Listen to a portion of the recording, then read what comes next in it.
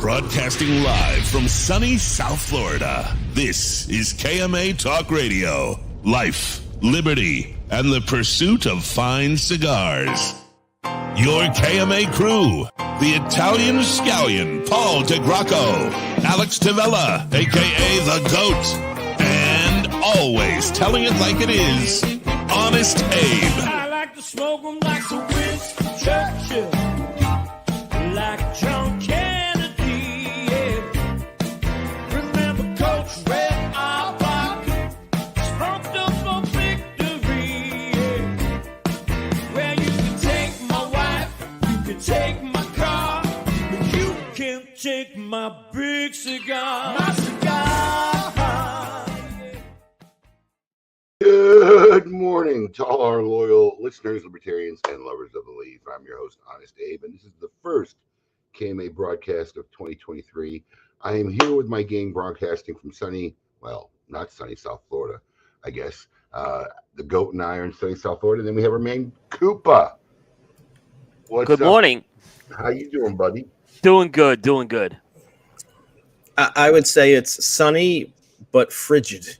I don't know if frigid is the right word, but it is frigid in South Florida this What morning. is it? What is it, like 50 degrees? 40. We're in the 40s. High 40s. 40s for us. It's like the teens for everywhere else. I saw the Rafael Nadal post this morning at like something like 46, and for him that's like extreme, like severe cold. Literally. Yeah, yeah. I walked outside. I usually have my morning cup of coffee on the lanai. I walked outside, opened that door. I was like, whoop, holy shit. Went back in and got my thick robe. Absolutely. It's a little nippy here in sunny South Florida. Sunny and nippy. Yeah, we're at 40 degrees exactly here in North Carolina. So we're not far behind you. You're not far. That's not far behind, actually, because we get colder in the winter. It gets cold at night here in the winter. Sure. So, yeah. See what we got going on here. There we go. Well, camera So how was switch. your New Year's, everybody? Uneventful. It was great because I did nothing. I actually took downtime from a lot of my things I do. So Downtime from 42 podcasts? I basically really eliminated most podcasts for 3 weeks. Good for you. Yeah, I mean the Coop site was more on autopilot during that time, but it was I have not really had a break like that in a long time. So it was very relaxing to just sit around and do nothing. Yeah, see, I mean, New Year's for me has since I moved to Florida, even before kids, it is completely different than New Year's in Philadelphia, that I'm used to. Especially New Year's Day. I mean, that was such a culture shock for me that it's literally dead town in Florida on New Year's Day. You know, in Philly, New Year's Day with the Mummers Parade is like Mardi Gras on steroids. Yeah. When I moved into the Philly area and I discovered how big the Mummers made New Year's Day, I had the opposite reaction. Yeah, because it's just sleepy town everywhere else. New Year's Day. Yeah, it really is. It changes the whole dynamic of New Year's Day. Yeah, Philly's cranking all day, all night on New Year's. Yeah. On the day. On the day. I mean, the Mummers Parade. It's like a huge 5-10 mile long Mardi Gras parade that then curls down from Broad Street to 2nd Street all day, all night. This is not a 3-hour Tournament of Roses parade. Well, it's not a Mardi Gras parade. It's a Mummers Parade. But the best way I could describe what a Mummer looks like is kind of that Mardi Gras dress. Yeah. And string bands and marching down. You know what a mummer is? Or is that just some made up? Yeah, Mummer is a drunken Irishman from Philadelphia that marches in the parade on New Year's Day. That's fucking hilarious. Let me see if I can. I'm gonna pull a pic. Yeah, I mean, but this thing, like I was saying, it's not like the Tournament of Roses, which is like 3 hours. It goes from the morning of New Year's Day well into the night, is what this thing does. Right. We kept it simple, man. We just had some family over at the house. Kids got to blow their horns and whatnot. But you took a trip. You were out west, right? No, we left. We just left for Christmas. We were okay. So you came back for New Year's, though. 26th, 27th.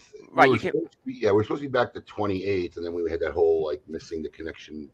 I made a post on the way there, about Dallas Fort Worth, and there were some people who said it was an awesome airport. And in defense to Dallas Fort Worth, it may be an awesome airport.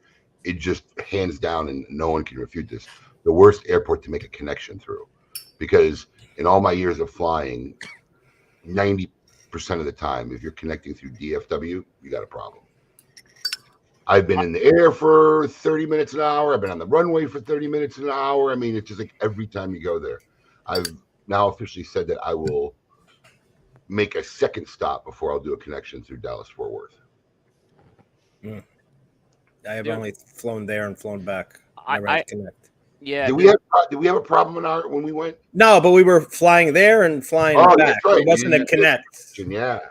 That airport is massive, like in terms of size, too. I mean, it takes up so much square footage. When you go rent a car, it's like a half hour away.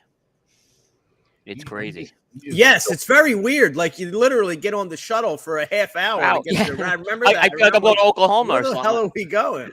Literally. So look here, this is what Philadelphia looks like New Year's Day all day Yeah. and all night. I Oh, mean, that's pretty cool. And I mean it's just Broad hours Street. of this different clubs that do this all day and night. It's a great. I mean, do you watch the streaming of it? Because I watch some of the streaming. Yeah. I don't. Yeah, it's not the same though as watching it. I guess on the regular TV though, it's a little different with the streaming. Of course, they've also changed the route. They've shortened the route a little bit. Yeah. So is that a bucket list item? New Year's Day in Philadelphia? Should we add that to the list? Anybody? I mean, it's a good time. It's a cool thing to see. I never went because my kids were younger when we lived there, and but I watched it. I mean, I didn't understand it when I first moved there, and by the end I was like, I really missed it. So what was cool was, that's Broad Street, which is the largest street in Philadelphia, and I lived on 13th Street, which Broad Street is technically 14th Street. So what was cool, you go to the you go to the parade, and all of your friends, all the neighborhood people, everybody's cooking like roast pork, and everybody's house is open. Everybody's passing through everybody's house, stopping in.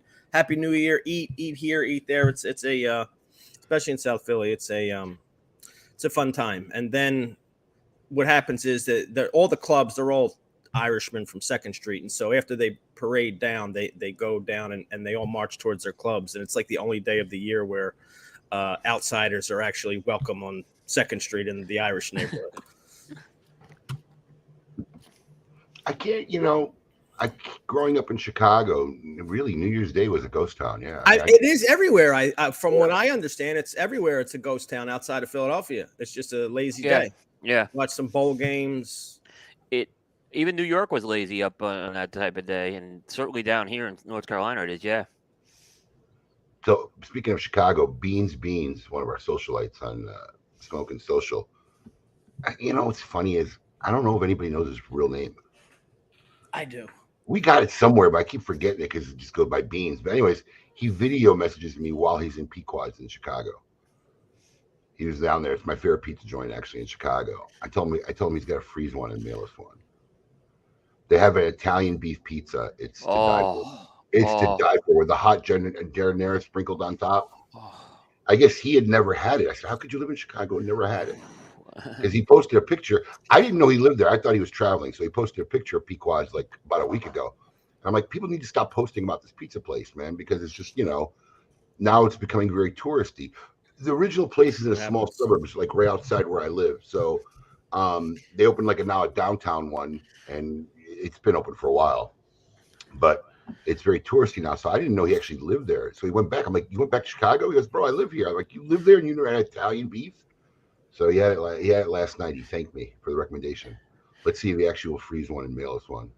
I had in Minneapolis Italian beef wrapped around a hot sausage. Unbelievable. I was thirsty for the rest of the week. It's called a combo. It was unbelievable. Yeah. But I was thirsty for the rest of the day. I can tell you that. Sure, of course. The baller move is you get an Italian you get a cheesy Italian combo. That's where they take Italian beef, they put the sausage in the middle, they load it up with the beef on top, they slam the giardiniera, they slam the provolone on top of it, and then you get it wet. They dip it in the gravy so the cheese all melts in there, and they pull it out, and the whole thing is just a wet, sloppy mess. It's almost like a Philly taco.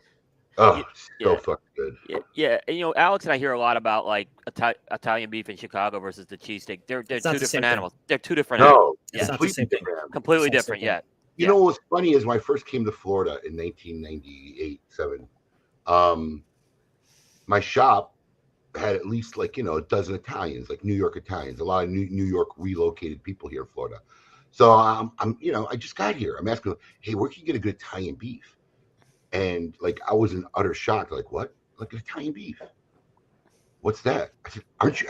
I grew up in Chicago. I just thought it was an Italian thing. I didn't know it was a regional Chicago. Right. Yeah. Italian beef, for the love of God. None of my Italian friends ever heard of it or knew what it was. I'm like, how could you not know what Italian beef is? So I'll never forget, man. I had some flown in, frozen, whatever. We made Italian beef sausages and Italian beef sandwiches in the shop. Oh yeah, they flipped out, and we ended up doing it once a year for a long time. Yeah, I'll be honest. Growing up in New York, I never really heard of it till I started going to Chicago.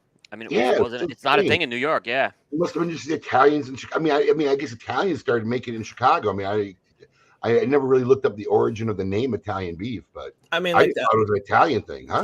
the equivalent for us would be like a roast pork Roast pork. Yeah. But yeah, now I'm hungry. Right. Well, we found ourselves a good Chicago dog spot.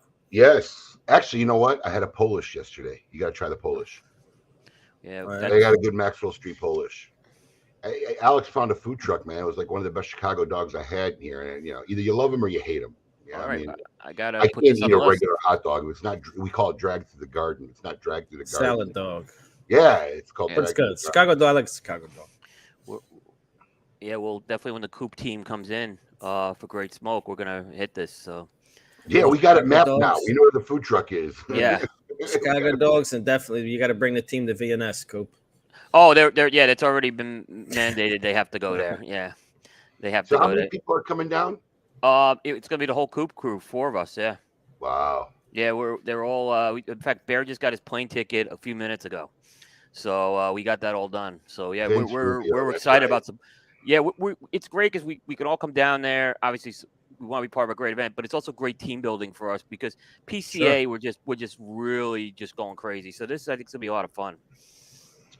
Man, this is the most unfun part of the Great Smoke. Even the hours I'll spend doing the television production and slotting, that's almost creative, right? I mean, it's stressful, but it's creative. But man, we are working on this catalog, and I'm telling you, this is the worst part of this event every year. I have stacks of papers on my desk. I mean, you can see them. These are commitment forms from manufacturers they filled out in August. August 22, okay? Yeah. August 22.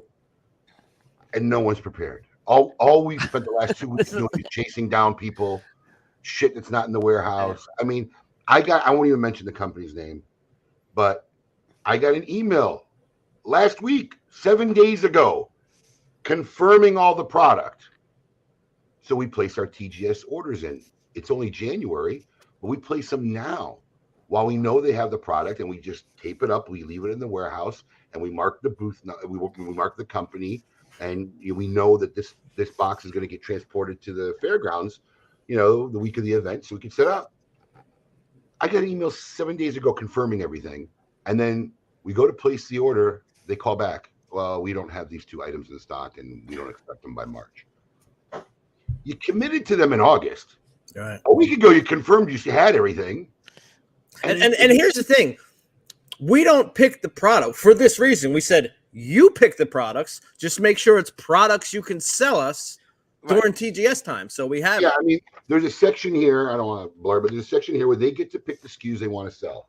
We know there's production issues. We know sometimes there are packaging issues. We don't know.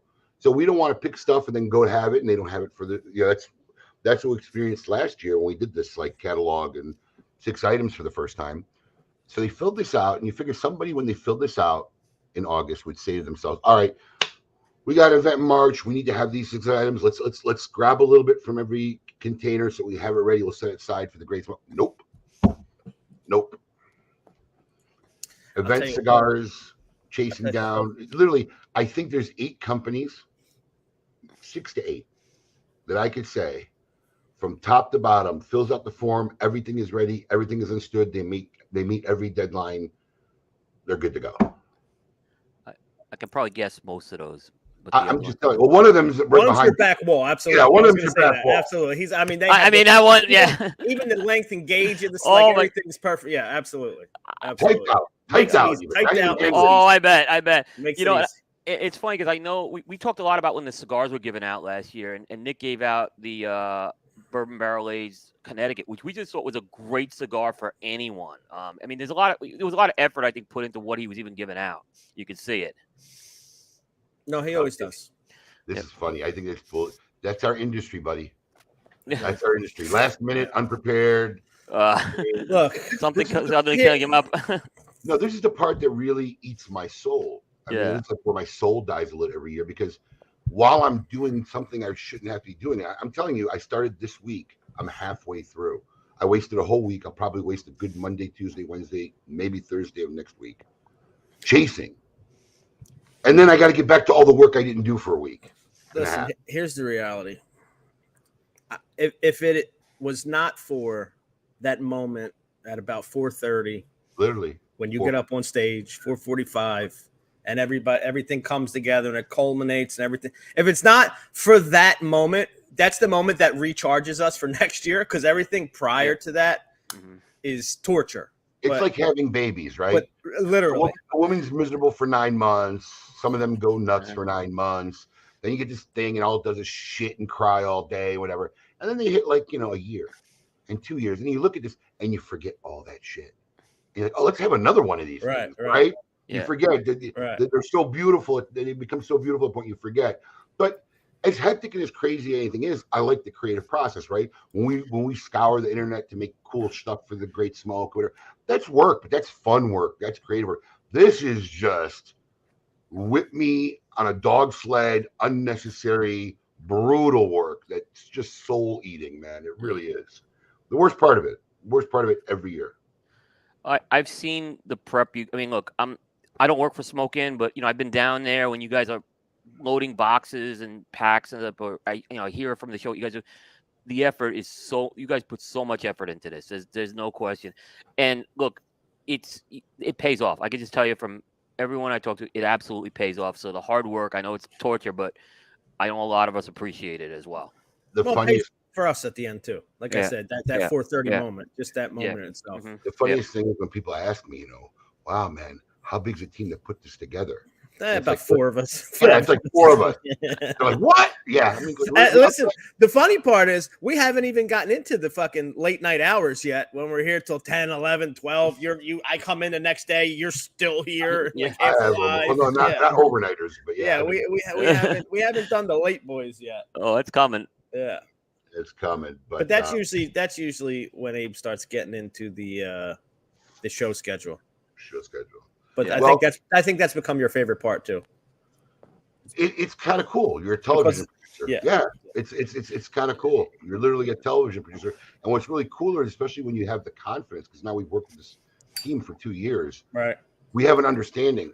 So I know how to lay it out on paper, and I have complete confidence in the director of his execution of. He knows what he's looking at. Yeah, what I envisioned, which really kind of makes it really special. We had our first. And it's really funny because this is only the second year of this live virtual format.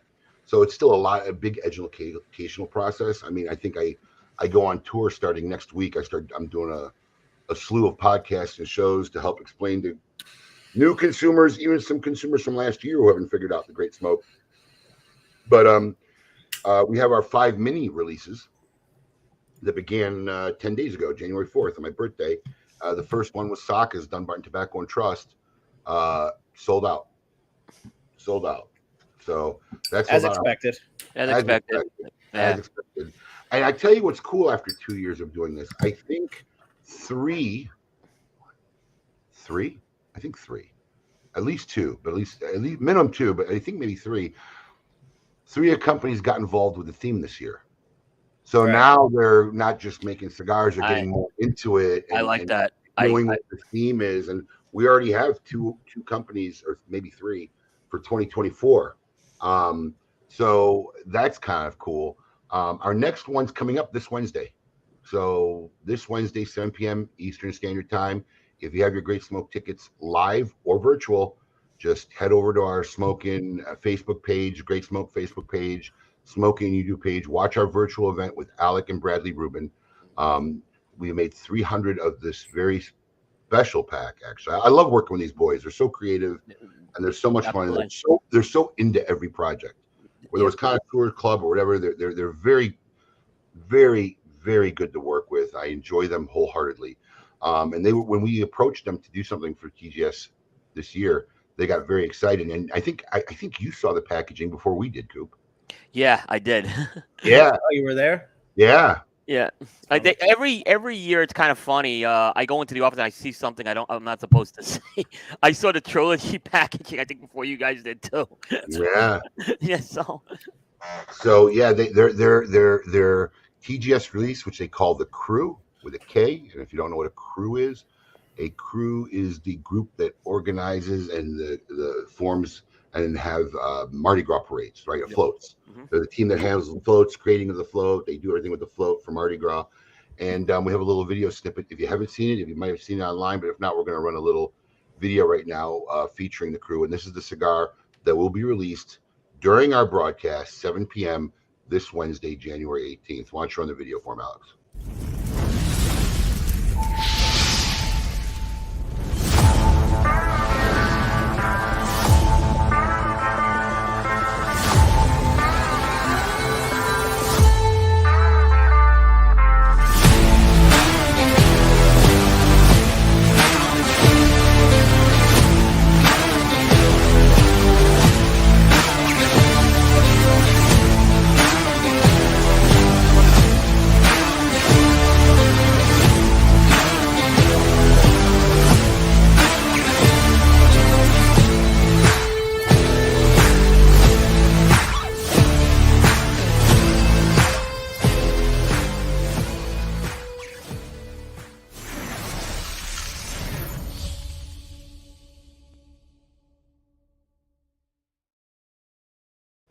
There you have it. Nice looking pack.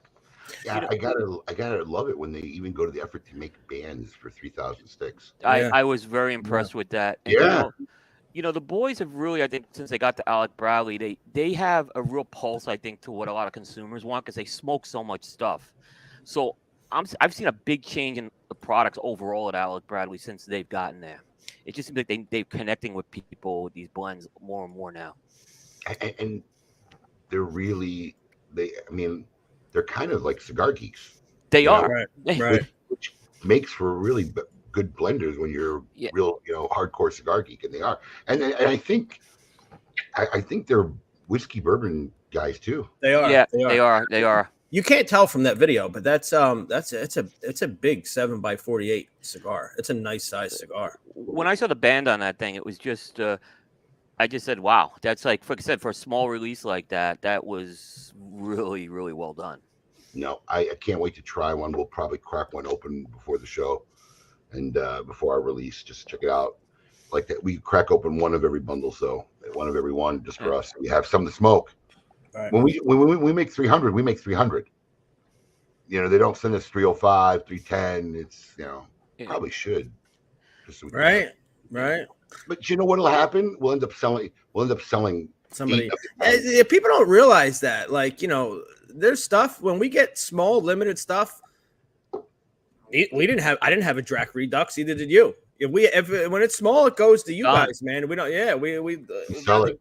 We sell it, man. You guys get your hands on it. We know there's not a lot to go around. I've actually had customers buy one in stores for me and then open up and give me one. They'll say, "If you had one," I'm like, "No, man." There you go. and I'll have the consumer who will gift me one. Most of the time, it's awesome. But yeah, very excited about that. And then from them, we got Robert Holt, Rafael Nodal, and the Godfather, Ernesto Perez Carrillo. So I'm really curious on some of those other three too, especially Ernesto and Rafael and Robert. Well, I'll tell you what, Rafael, kudos to Rafael, because I'm going to tell you something, and I'll just be outright here. I would have never really gone to a company like Altadis to say, hey, will you make us a very special cigar for the Great Smoke and, small quiet? One, that kind of model is really not for them. Right. But two, because it's not for them, I just wouldn't have had the confidence to have asked them, right? It was because of our Connoisseur Club program that really gave me the insight and to say, hey, these guys need to make us something. Rafael Nadal over at Altus USA, who, is in charge of one of the biggest organizations, premium cigar organizations in the world, right? Tons of stuff to do. Got so enthralled with our Connoisseur Club program, which just ended. We ran it for 2 years. So if you're just listening and just hearing about it, the program is over. It was really more of a social experiment than it was a club. Basically, we came up with asking manufacturers to make very limited blends, right? And consumers received them not knowing who made them, not knowing anything about them, would smoke them, rate them, talk about them, and then we would reveal who did it 30 days later. And Rafael got so enthralled in this club, so excited, and you could just tell the excitement. I could tell the guys I work with the guys who are going through their motions and the guys who are really into it. I mean, you could just tell. You can't fake that kind of stuff. And he was so into it, and not only was into it, I think his blends were some of the most popular ones every month they were in. Really it showed through the product. Yes, Yeah, it really hit out of the park. So that's really gave me the idea. I say, look, let me ask them. The worst somebody could say ever is no. Right. So we asked them, and they were happy to do it. They were excited to do it. They got behind doing it. Put their biggest flagship name on it. It's a Monte Cristo. It's a limited edition. Yes. Wow. It's a limited edition Monte Cristo. So, good job. Yeah, very excited. Yeah. I haven't tried it. Haven't seen. So, unlike our micro blends, which we are very involved with, if you follow us or know about my company, we're on like number 19, 20 of our micro blend series. But we're very involved with how the cigar actually tastes. Yeah, we got to get to those. I know we didn't get to these. I have cigars here for an upcoming micro blend, maybe late this year, maybe early next year.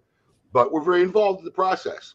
These TGS cigars, we're really not involved in the process at all. We literally just go to these companies and say, look, please make us something special. We'd like you to be involved. And they go to it. So I don't know nothing about the Raphael blend yet. Packages haven't arrived. I believe they're in transit.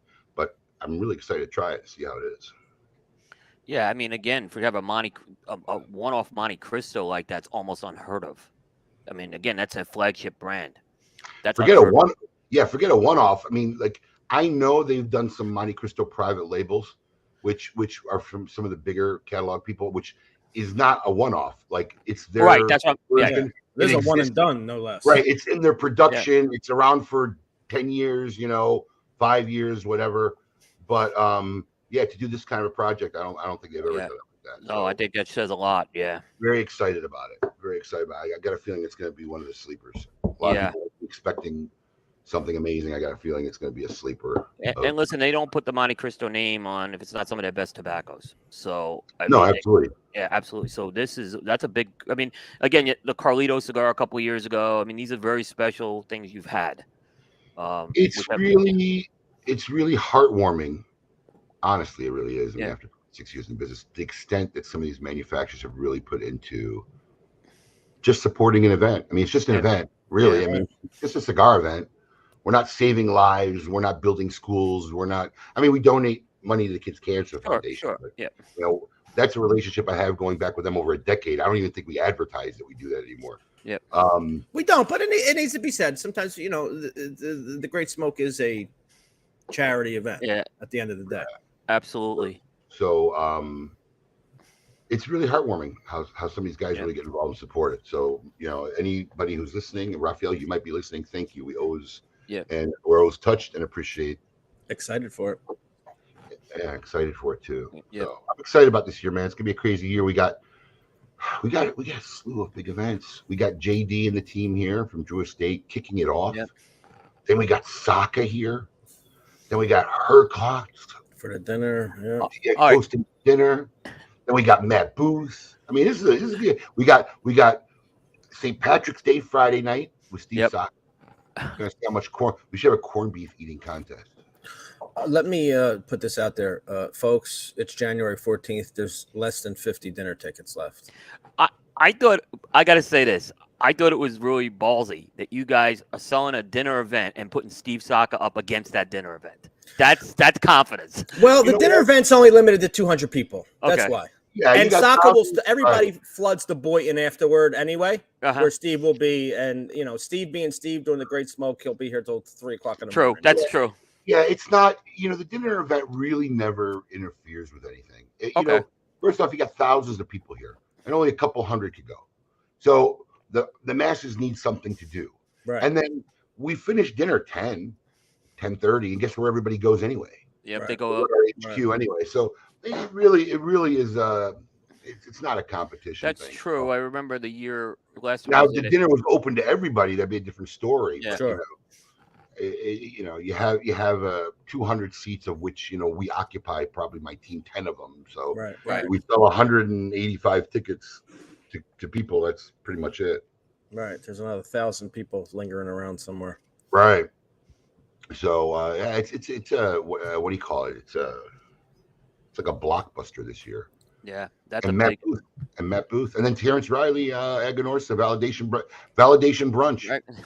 We should make Validation validation. brunch. We should make validation brunch shirts. Right. Yeah, Right. one and that's like the sleeper, I think, of all the events. That Sunday brunch is great. It's a just great a nice way to cap 3 Yeah. days of just It really is. Yeah, debauchery, really. yeah. And look, I called it. I called it last year when we were setting up, and we saw some guy, you know, pull up in a station wagon, pull out a lawn chair, start drinking a beer and smoking a cigar. I'm like, what are you doing? Well, the event's not like till tomorrow. Oh, we're gonna hang out. I'm like, and I put a video on. I'm like, this is where the tailgating is gonna start. And sure enough, our first tailgate party is this year, Yep. hosted by Mitch Rockwell and the Distinguished Ruffians. Eric Espinosa is gonna be there, and once again, over the top, Eric made a small batch of special cigars, event cigars. I saw them. They're labeled. They're labeled with the. So I mean, these are like kind of cool little collector things. And the first 100 people will get a cigar at the tailgate party.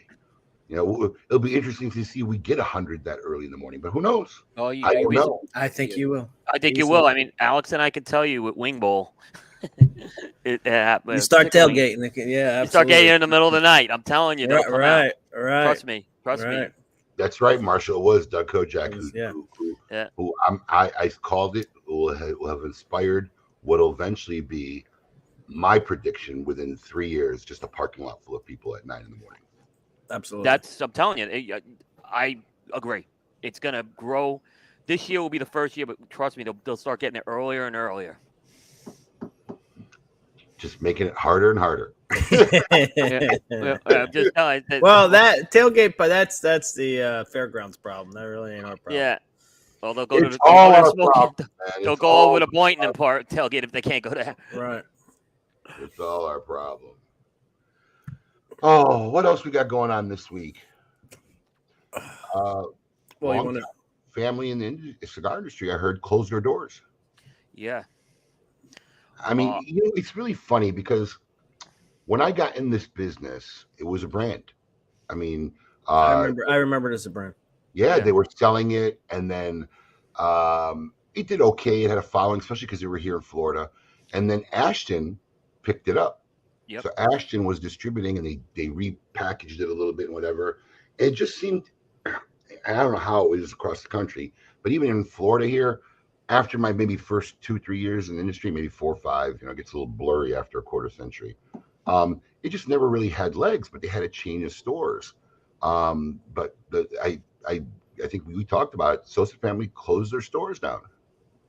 Yeah, and that was like the Sosa family. They still had a reputation though as like a family in cigars. They got an aficionado rating, I think, once. It was so people did look at that as a destination when you went down to Disney. Certainly, hey, go to Sosa's store there. That was I've been there many times too. So it wasn't a total shock to me. Did you ever meet Arby Sosa? Yes. Okay, so I never met Arby Sosa. Yeah. Which a lot of people will be surprised. Don't know much about him. But I just got to ask myself, it just seems like when I got in the business, they had all the elements of becoming a nationwide good brand. What happened? Why did it never take off? You're getting aficionado coverage. You're working with companies like Ashton, and you're close with everybody in the industry. And you got wasn't like Fuente making their cigars. Yeah, you got a great reputation. And, I never heard nothing bad about them. Why did it never just even get traction, Coop? This is my feeling, and again, I'm not trying to. Again, I don't know Arby, but I'm not going to try to put myself in Arby. I don't think Arby's heart was ever in it. I just think it wasn't his thing. I think he tried, but I just think it wasn't his thing because he got out of the business pretty much. That would explain it. Sure. And that Disney, like it would have been very easy to move that store, right? I understand it, but the Disney lease was probably very expensive from talking to Paul. So it would have been still easy to move that store because that store was always packed when you went in there. But I'm sure that rent was high. Sure. And Arby wasn't doing this full time. Rent. I'm pretty sure they're your partner. Yeah, and the other thing Sosa did really well. They were working with a lot of these small factories in Tampa and Key West, getting blends out that were actually very good. So it's not that they didn't try; they certainly did. And like I said, they were working with Ashton. it's just I mean I just got that, and here's why I had that impression. I was at a trade show when Sosa was there, and RB just wasn't into it. This was the last show that they went to too, and I could see he wasn't into it. When was that? What year was that? 2016. Yeah, that's So, wild. yeah, it's a while ago. Yeah. And you know, like I said, we've tried to get him as a guest, and you know, normally people who are into it, they want to be on shows, and so, you know, we're on after hours and stuff. We couldn't never get him either, you know. So it wasn't like, you know, his father's very involved in the business. His father manages the factory down in the Dominican for Fuente, so his father's very involved with it. I think he tried to sell the brand too, and it fell through. No takers, huh? I'm surprised because CI will usually pick up Right. I mean, there was a story going around that AJ had acquired the brand, and then it was apparently confirmed. I think even Cigar Aficionado reported on it, and then it was reversed. I don't know what happened. The sale didn't happen. Interesting. You just reminded me about something I want to talk to you about that came up while I was in Tahoe, but let's finish this topic. Mm-hmm. Yeah, I mean, CI has a reputation of just acquiring a brand. They don't even care about the cigars. They go have anybody make the cigars and put the name of the company. I'm shocked, like a company like CI, JR, one of these big catalog companies, didn't pick it up. It's an old name, old brand, you know? Right. It's just, like I said, it's kind of like, you know, they picked up Tarano, obviously. It's definitely grandfathered in. It's grandfathered in. Predicate stuff. Right. And like I said, to the average person, they've probably heard of Sosa. It's like, you know, they know what a destination. The family's got a reputation. Again, I'm surprised. I would have totally agree with you on that.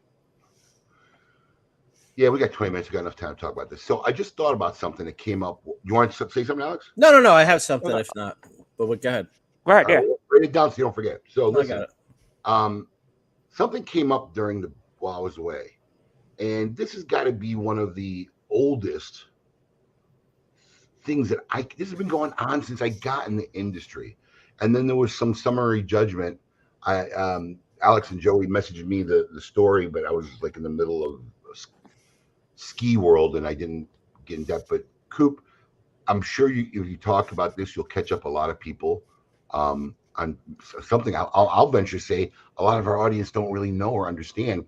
But what is going on with this battle with Cohiba? Yeah, I thought that's. We didn't have KMA, otherwise I'm sure we would have talked about this.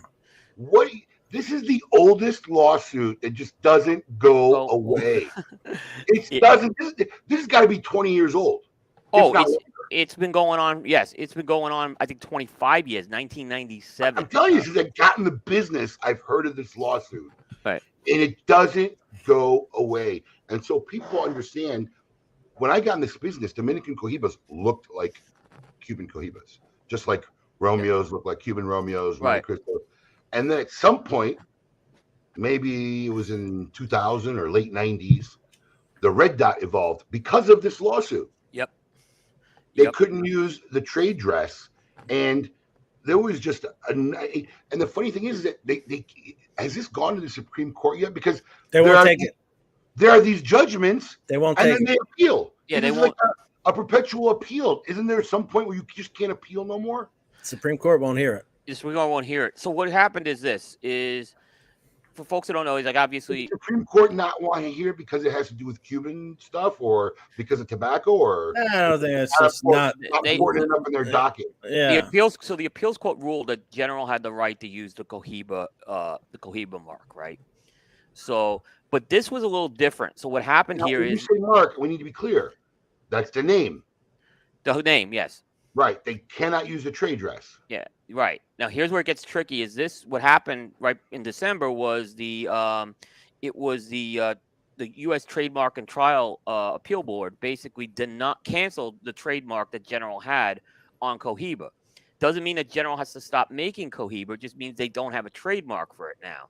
And where this could get really tricky is now could someone else go and use the Cohiba trademark now is the question here. So technically, yes. Technically, yeah, I don't think anyone would be stupid enough to do it because it would just open up more. But that's where this is right now. So it's there. Yes, they could still sell the product. I'm sure it's going to go back into now court. This is going to lead this all back into court again.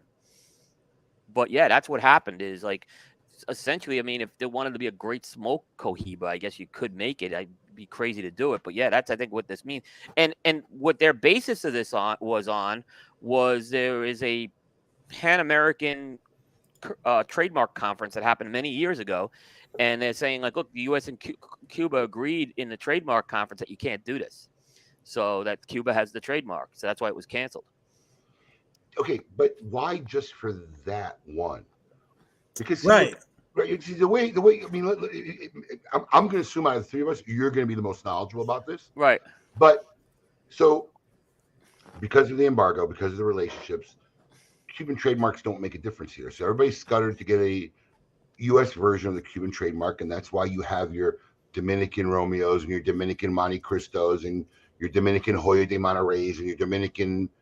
Right. Why aren't we hearing about those? Okay. Why is Cohiba the one that they have a problem with? Right. I'll be honest with you. After 20, I think at some point I knew the whole thing, but over 25 years, I've forgotten it. I can't even remember why this argument even started. So some of the ones you just talked about, the Altadis ones, Monte Cristo, Romeo Julieta, H. Upman, remember that Cuba Tobacco had, Habanos SA had an ownership stake in that. Right. So they left those alone. Our consumers know Habanos SA, I think, is like 50% owned by Imperial, which owns Altadis. Right. Which used to. They actually sold it, which gets a little. Oh, that's right. Used to. So I don't even know where that lands now. All right. Did that percentage stay with Imperial? Or did that go to the new company? It went to the new company, but I think they've left it alone for that reason, right? That's why it hasn't. But the other issue is Cohiba, which is General, Scandinavian Tobacco Group. That, like, Habanos has really been pushing Cohiba as the flagship brand of their company. Sure. I mean, they're actually, you've seen the price increases happening with that. They are trying to make that their Rolex, the Rolls Royce. And I think they're much more protective of that Cohiba one than maybe some of the other ones, which is why they fought so hard against some of the other ones, all the other ones.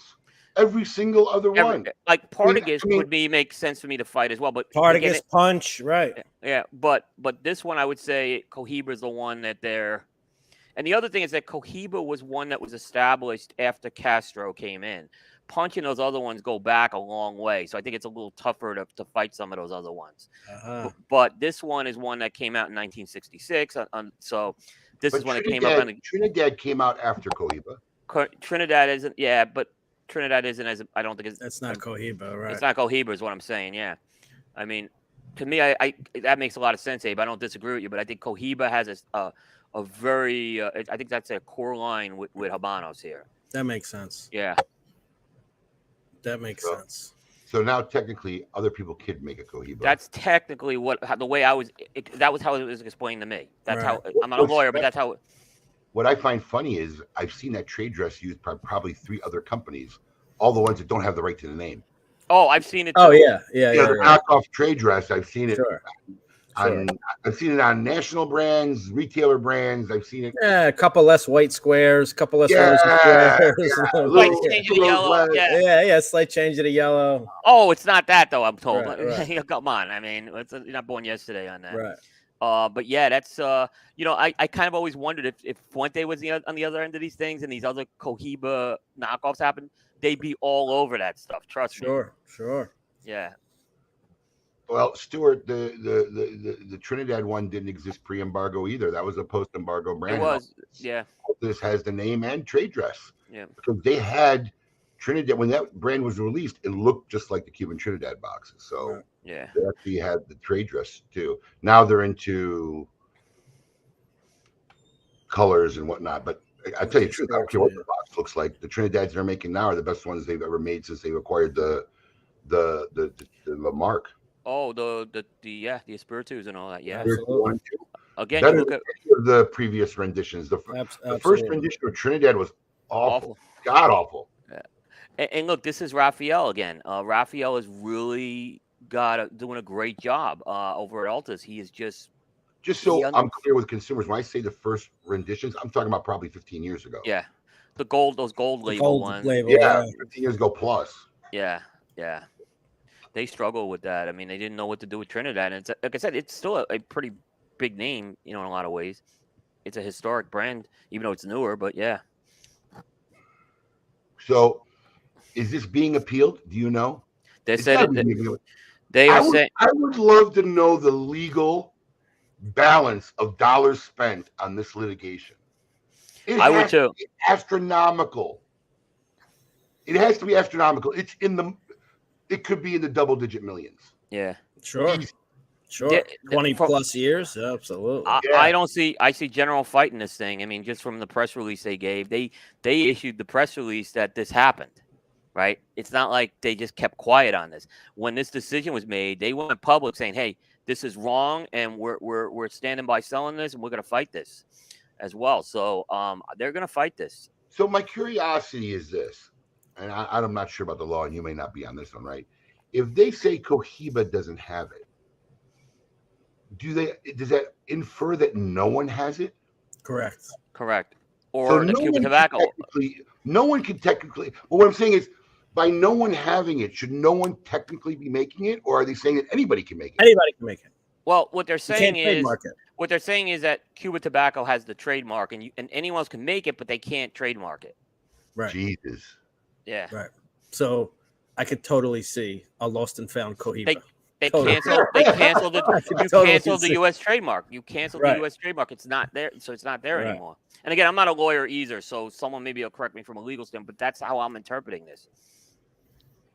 Yeah, that was a big thing that I saw during the break, and I just forget to talk about it. It was a very big story, yeah.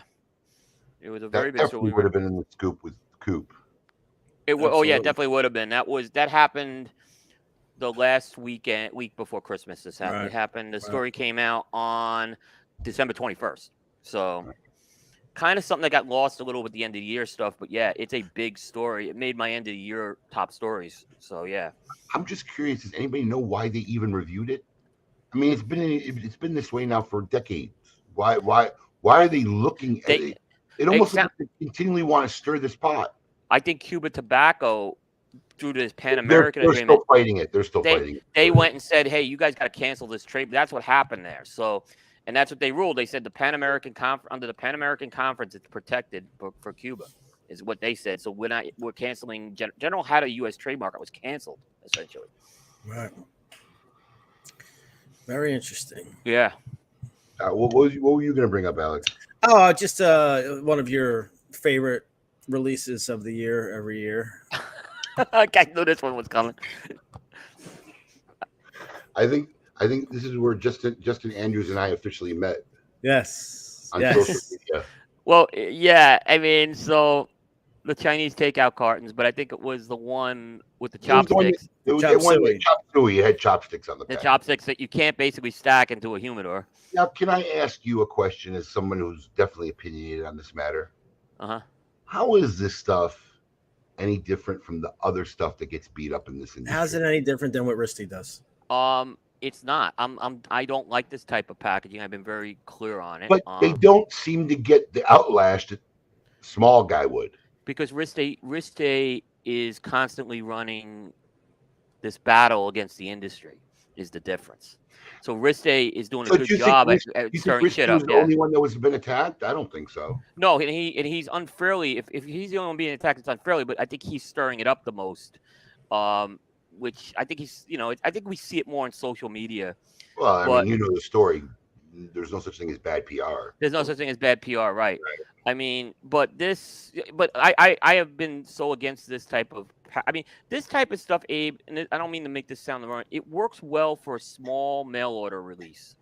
Like, I think this is a very good mail order cigar. Hey, order these through your catalog, your online shop. I think it's a good thing to get. As far as displaying it in a humidor, I just don't think it works. I don't think this is something that's really, as a brick and mortar, I really wouldn't want to be spending a lot of space on this. No, this is something that sits in your counter.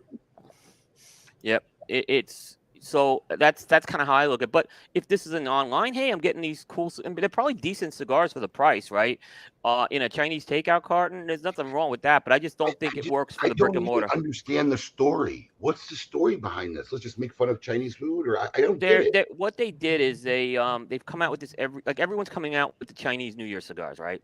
So they took a different spin on it and said, hey, we're going to come out with these Chinese takeouts every year. So every year the packaging has reflected the year of whatever. And if you look at that package closely, it has a lot of symbolism of the year of the rabbit on it. Oh, rabbit, is that the rabbit? So they've taken a different approach compared to everybody else, and everybody else is releasing high-end premium cigars with this. They've kind of gone and they're taking they're going the opposite. They're going after the value price market. This is like a $6-7 cigar, I believe. Does anybody know what the production on any of these? I could get you that. I do have. Is this a large production item? No, it's not for by general standpoint. It's not. I'll pull it up here because I did have it, but it wasn't a large one at all. 25 count boxes. This is the. They have. Coop's our resident statistician. Yeah, absolutely. They did not. It doesn't look like I have the packaging one on here. 5,000, which is again for STG. That's a small release. STG, for STG's purposes, that's small. And I imagine they always sell out. So there's at least 5,000 people here who think this is great. Yeah, and they've done it. Yeah, they did. This is the spring roll. A few years ago, they did the egg roll. There was they did a bento box one year, which didn't make any sense because that's Japanese. But don't tell them. Shh. Yeah. Again, for the price point you're getting this, I get it, but I don't know. To me, it's not something that's really brick and mortar friendly. I mean, you can't display the cigars. Is what I don't like about it. Stuart Louis, he must be a trademark attorney. He's got all the points. Like I said, I'm not the attorney. I'm going to trust KMA experts. Trademark attorney. All right. That's what it is. Oh, it's that older one. It's based on that older one, and yeah. I was gonna hide it, bro. No, it's good. We get. Oh shit! Asshole face is here. Should we let him in? He can let himself in. Come on, fuck face. No, I didn't want to. I didn't want to interrupt the flow. Late as usual, Paul. As usual. No, just kidding. I'm kidding. Paulie on time is here. What is with the scarf? You guys scarf on and? No, it's not a scarf. It's my jacket. Oh, okay. And what's the hoodie? MTK. Montauk, man. Oh, okay. Oh God. But please continue on. Well, I think it's time to name that jam. Yeah. We do it before the break? Yes. I thought we did. That's our new thing. That's our new thing, yeah. Well, let's go, Paul. The notes weren't updated with that. But All right, here we go.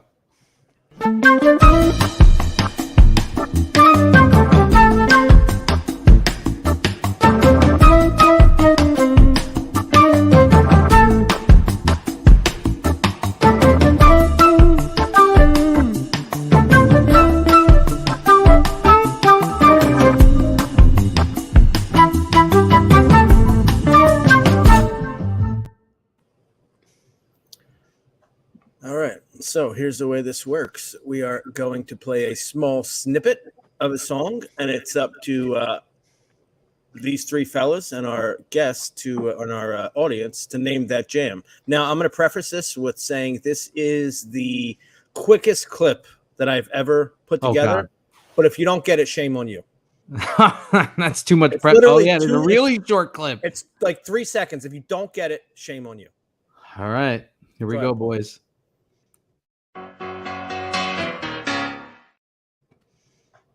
Do you need it again? Nope. That was easy. Okay. You know it, Paul, right? Yeah. Paul?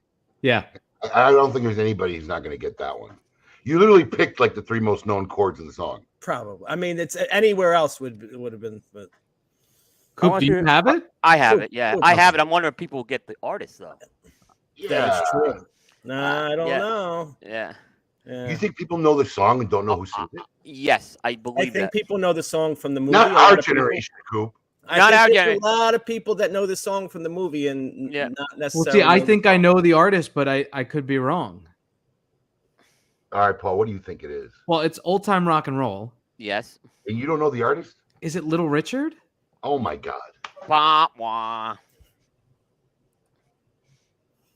That's what I said. I said it's tougher to get the artist here on this one. Oh, wait a second. Okay. You can see the comments now. Yeah, don't Google it. Comments. But I do know now. Little Richard doesn't even sound like him, bro. Kevin Shahan. Wow. Little Richard sings. Wow, Kevin Shahan. How old are you, Kevin? right? Come on, If you didn't know the song, you this had to one's know all. the movie. I knew the artist was going to be tougher with this one. Yeah. I mean, this guy's got a scraggly voice, and Little Richard sings like his testicles never dropped. That reference. Wow. Well, Michelle Pauser officially gave up on me. Way to catch up with us, Michelle. We've been in that train stop long. But you know what? Okay, I'm going to give some people. If you are not like Abe, I think our generation, we know this artist very, very well. But I think let's put it this way: I know a lot of songs from this artist. This isn't like the only song I know from him. But I think there was a lot of people that could probably name the movie and not name the song. Yeah, I guess so. Well, why don't you go ahead and play it? Let him know. All right, let's give him the official answer.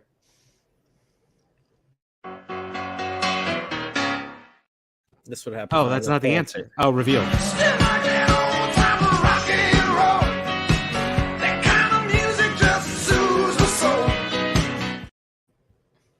There he is. Right. I had no idea that's what he looked like either. Yeah, I mean, we talk a lot on our music show about artists in the Hall of Fame, and Seeger's not in the Hall of Fame, and I think is he really not? No, he's not.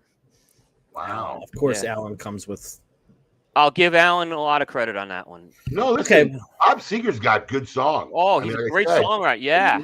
He's anyone who just knows the movie, or this guy's not a one-hit wonder. Oh, his only number one song was Shakedown from Beverly Hills Cop 2. That was the only song of his that ever hit number one, which is surprising. It's just sometimes tough to get a number one. The movie that was one of the most popular. It was a great song for a movie, though. Yeah. Good job. I knew that was gonna be tougher with the artist, though, and the song was easy. Yeah. I just feel happy I've got one finally. I think you've gotten the artist before, but not the name of the song in the actually. Yeah, but all right. Yep. I apologize to everyone in advance for hour number 2. The quality of the show now it will decrease, as you can see. First mistake in technical support, but stick with us. We got hour number 2. Don't go anywhere. Keep it lit.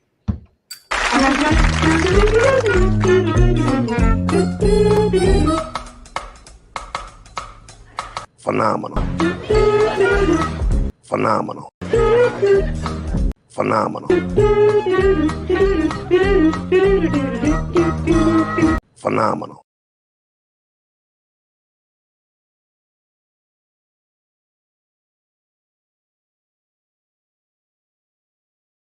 Romeo y Julieta Reserva Real is introducing a Twisted Love Story and a Twisted Toro. These cigars are an addition to the original Reserva Real line. What we've done is added a 2-wrapper combination, looking like a barber pole or a Dos Capas. Now the wrappers that they're using is an Ecuadorian and a Connecticut shade, giving it that wonderful hinted flavor notes of cream with a little bit of woodiness added to it. But the nice thing it does to it also is adds great depth into the flavor.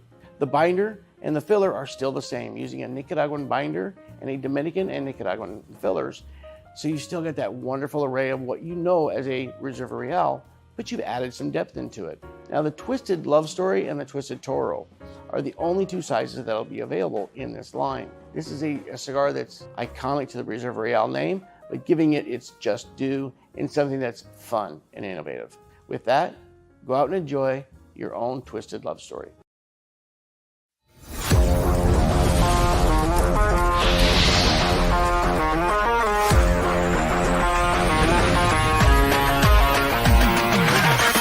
Honest Dave here from Smokin' Cigars. It is that time of year again, the Great Smoke 2023 Mardi Gras Madness.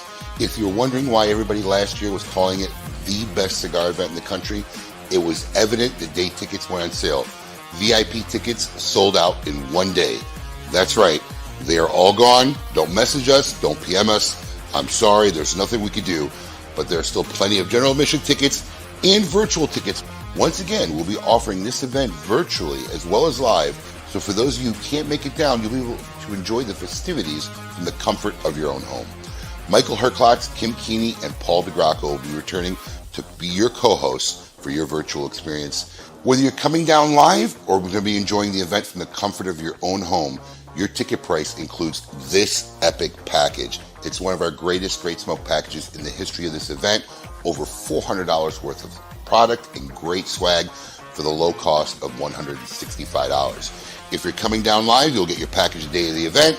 If you order your virtual ticket, they'll start shipping weeks prior to the event in early March. For those of you coming down, we have 4 full epic days of fun.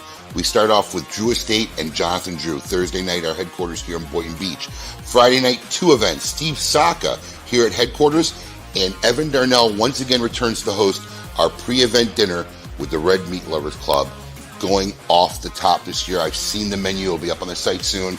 Incredible dinner. And our feature host this year, Michael Herklotz of Ferio Tego Cigars, who's made a very special cigar, especially for those attending the pre-event dinner.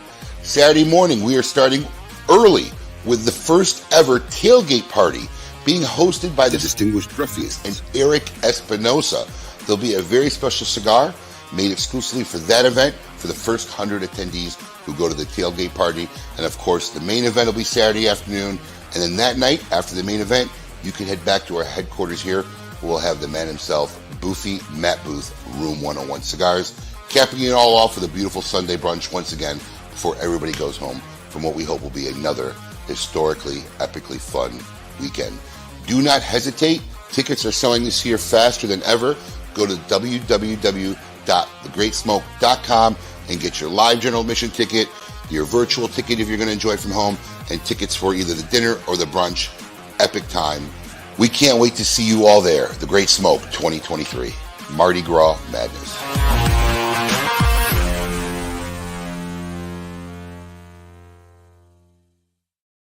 Welcome back. Hour number 2 of KMA Talk Radio.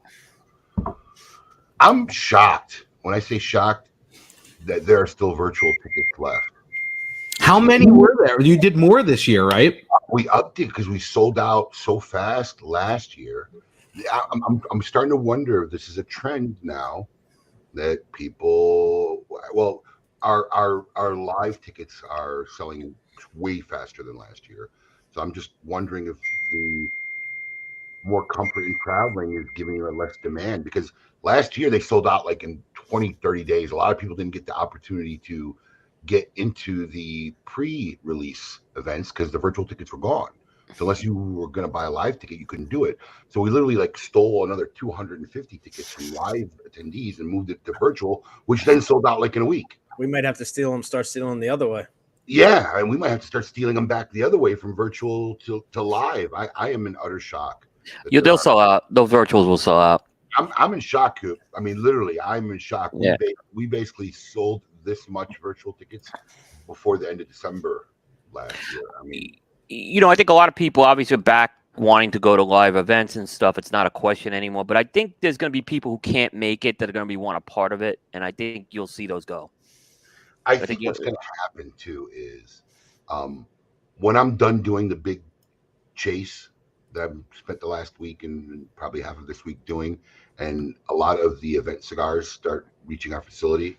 The deadline was Monday, but half of them won't be there. More than half won't be there Monday.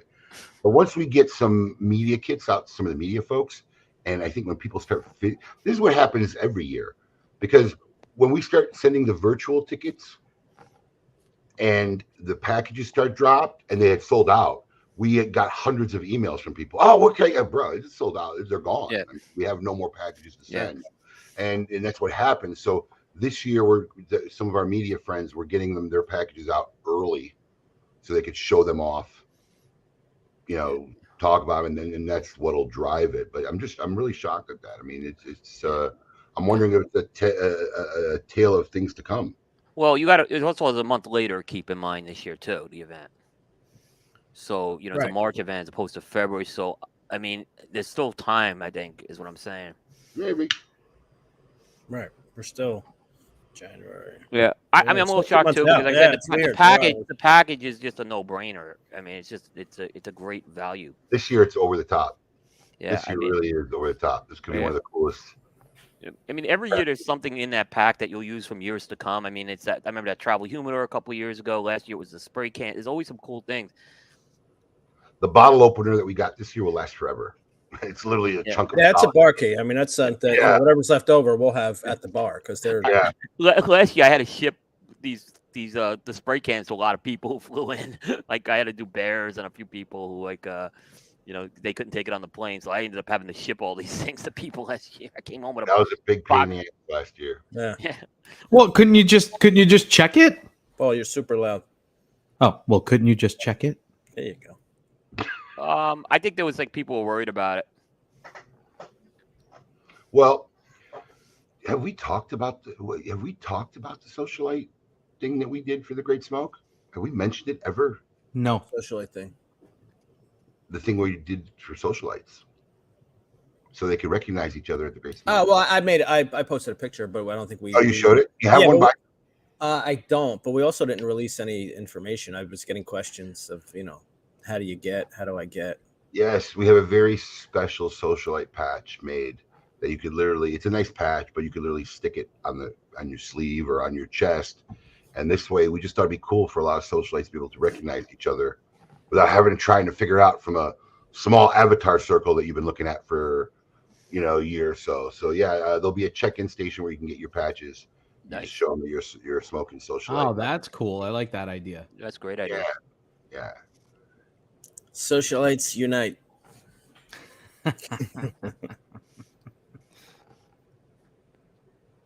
Did you watch it again? That's funny.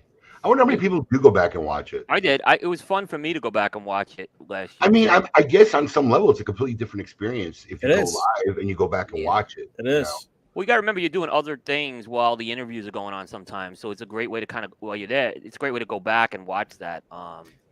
And really, what Kim and I do really isn't part of like the live event. We're just kind of doing our thing for the virtual viewers. Yeah. So, yeah, it is a different experience. Yeah. It did. You have March 18th on your calendar, Paul. Are you gonna? Yeah, I confirmed Are it. you gonna text me? Are you gonna text me like Friday morning that you got book club on Saturday? No. It's on our family. We have a family shared calendar. It was on it the day you gave me the date, and it's on my personal calendar. And there's no basketball game that day. There you go. Basketball, or I thought you said baseball. That was baseball. No, Is it basketball. It's basketball. 4-year-olds playing basketball. Playing basketball. I got my shirt on. Look at this. Oh, great song. Komodo Great Dad. song. Nobody would get that one, Coop. I know. That's a legendary song, actually. He did say b-ball. Oh, b-ball could go either way, but Yeah, for some reason I read it baseball. Well, you could read it that way, I guess, if I said b-ball. Basketball Jones. That's another good one. Michelle. Got a basketball Jones. Did you guys talk about Sosa Family Cigars? Yeah. Listen, Yeah. Don't fucking come on late. I thought maybe you'd save that for Watch the show until you figure shit out. Wow. We talk about. Well, I thought maybe you'd save that for me because it's so Disney related. Well, we didn't know you were even going to make it, Paul. Fuck. Literally, I wrote you off for the rest of the year. I figured Anyways, We got lists. That's what we got. big times in the industry right now. this is the time of year, and it's funny because there's a group who love it, and there's a group who kind of don't like it. Everybody loves it. I don't. But I see the post that people who make fun of it and say it's just silly, and They're giving me web traffic when they do it. So I love when they do that too. but I mean the problem is now I know at least 15 lists. I've seen lists from people I've never heard of. Like everybody's got a list. I don't engage in the practice. I know there's a lot of retailers who make their own lists. They have their own awards. It just seems for me as a retailer such a disingenuous process. So I just steer clear from it completely. Reviews, all that kind of stuff. But it's a big thing. And Coop, you finished your list. Is your list complete? I finished my list. I think I surprised some people, but most people. Now, do you do a top 10 or 25? I actually do 30 because it's a 30-day countdown. So that's how it started, and I've kept it. I may switch it to 25 next year, but Do you actually have a graphic or something for the 30? yeah, So we every day there's a graphic. It goes on. No, I mean, is it done? Have you done He your 30? doesn't have one. Yeah, Like I don't have one. Oh, there's a list I can send you like a link that has all. Why don't you put the link in the chat so people can see your top 30? Which of your top 30 caught you the most grief? None. I think none. There was none. There was no one that said that this was a bad pick. Come on, everybody has controversial picks. Every list. No, all right, now I gotta see this list. Put the link in. Let me go to this page. I gotta see this list. Mm-hmm. I'm doing it as we talk. But it wasn't because these are cigars that you can get, and it's all subjective. But I just put it in the chat. There it is. Yeah. Let me see this list. So my list is a lot different than most of the other lists because it measures how a cigar does over the course of a year, as opposed to I smoked this and this was my favorite. We have a process in place to do that. So let me understand this. You'll smoke a cigar multiple times throughout the year and keep track of it? Yep. That's particularly if the score is 90 and above, because that we don't give a lot of 90s out anymore. If it's 90 or above, then a couple more are put aside, and they're smoked again several times. Snake Shake, is that a store exclusive? What's Snake Shake? It was a it's like you don't read store exclusive. It wasn't a store exclusive. What it was done through Luxury Cigar Club, which does distribute the brick and mortars. So that's in general. That's a borderline rule right there. Well, it may change next year too. I'm going to be completely honest, because reason why is like we don't do store exclusives because it's only 1.8% of the traffic on Cigar Coop. There's not a lot of interest in store exclusives. And I'll be honest, the most interest in store exclusives we have are smoke-in ones by far. No, I don't necessarily disagree that store exclusives should be in a top list unless you're doing a store exclusive top list. Yeah. But that one sounds like it's basically a store. Well, it was the thing is, it was in the brick and mortars, and then when I found the distribution channel, that's where it got a little. So I could take some grief on that. Yeah, that's probably something that's going to have to be changed for next year for sure. So let's Man, that La Aurora Fernando Leon made about as much splash in the water as a grain of rice hitting the ocean. It was a good cigar. That's how I look at it. It was a good cigar. God, nobody talked about it. Yeah, La Aurora in general is not getting a lot of press, but it was a very good cigar. It was way down at 26 though. I mean, if I had that thing in the top 5, I could see people giving me. Are you telling me you smoked an Immenso multiple times? Yeah, I smoked a lot of them. Immenso's been out for 18 months, and for value, it's a great value, that cigar, if you're a 70 ring gauge person. That was at 24 Perdomo. I'm a big ring gauge smoker, Abe. You are. That's true. I am a big ring gauge smoker. I am a big ring gauge smoker. So, I did see Cigar Journal had that cigar ranked too, which I thought was interesting. It's a respectable list. Shocked Casa Magna made it on there. I'm not shocked. I'm not shocked as far as the quality of a cigar. They had a good year, Casada, in terms of quality. They did. But what I do is my list does include limiteds. And a limited did turn out to be number 1, which hasn't happened that often, but it happened with the Alec Bradley Fine and Rare this year. I like that Epic Vintage 12. That was a good cigar. That was people did not pay enough attention to that cigar. Man, are they still making Oktoberfest? They do it annual, yeah. That was they've kind of been putting more of a push on Oktoberfest the last couple of years. Am I reading this right? You got 3 Casada cigars in this list? Yeah, Casada had a big year quality wise. They did. They had 4 cigars out of that factory make the list because Ferry Ortego made it as well. Espinosa, Reserva, or Laranja Reserva, Azuelo. Yeah. Knuckle Sandwich didn't make it. Knuckle Sandwich didn't make it on our list. In stock at Smoke Inn. Great cigar. That's the blue one? Yeah. The blue label? Yes. Yeah. Now, the other thing that's interesting with my list is if you come out after the PCA trade show, we don't get to it because the year is too short. I can't, because I re-smoked these cigars, I can't go back and do it. Wow. So your releases really have to come out like before July. Yeah. Yeah. And they have to be, there's a 2-year window you have before that. What are you going to do in 2024 when the PCA is in April? It's going to stay in July. I'm just going to keep it like that going forward. So, but yeah, that's pretty much, I think, it done. I mean, I'm hearing the same thing too. It's going to earlier in the year. All right. It's a respectable list. Respectful. I mean, it's always open to criticism. I try to be consistent for them. I mean, we always have little things like you just mentioned, with the snake shake and all. But there's for the most part we try. I recognize when there's a flaw or a loophole. A snake shake has nothing to do with the cigar itself. It's just the rules or the guidelines. The rule, it's got to be like there's another rule I'm changing is the sampler rule, where if you're in a sampler, you're not going to be because that was a problem. Explain to me that rule. So, like for example, one of the cigars that was one of the Monster Mash cigars, the Frank that came out. I had to buy 3 samplers of that though to kind of keep that on the list, right? It's an expensive proposition, so now it's got to be it's got to be packaged at least, in its own box going forward. So it's just I can't do that anymore. That's respectable too. Yeah. So we have another list to. What did we talk about? Coops maybe number compare. 1 before we go into the other. Did we not get the Coops number 1? Yeah, Coops. Let's talk about number 1. He talked about it that it was limited. Alec Bradley Fine and Rare, it was released in 2022, earlier in the year. Fine and Rare, some of them have been better than others. This by far was Ben Lee, who's on my team. He agreed that this was the best cigar of the year as well. I mean, we knew that cigar was something special.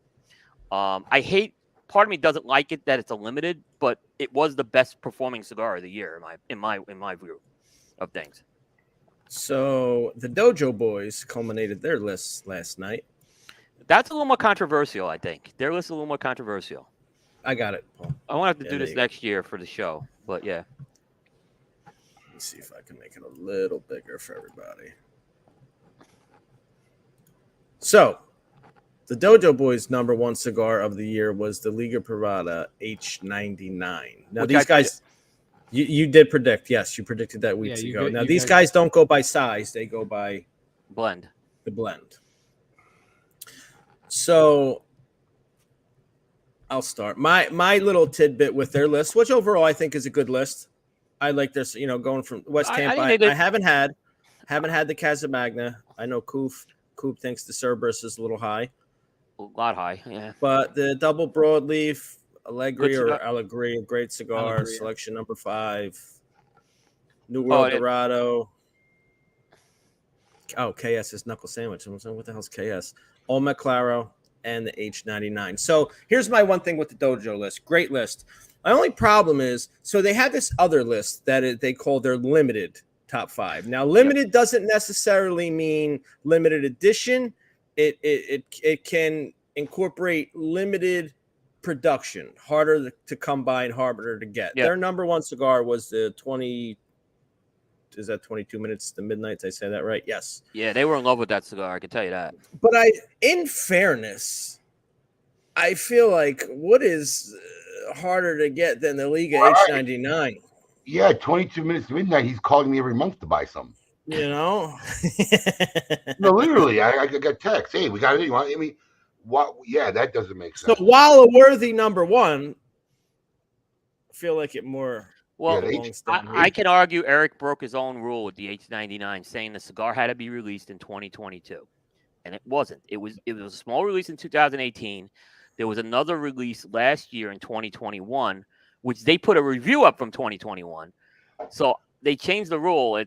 They changed the rule is what they did here. There's no way I can say it. Not that that's a bad pick. I'm just saying they changed the rule here. Has he had any comments? Has anybody asked him on that or no?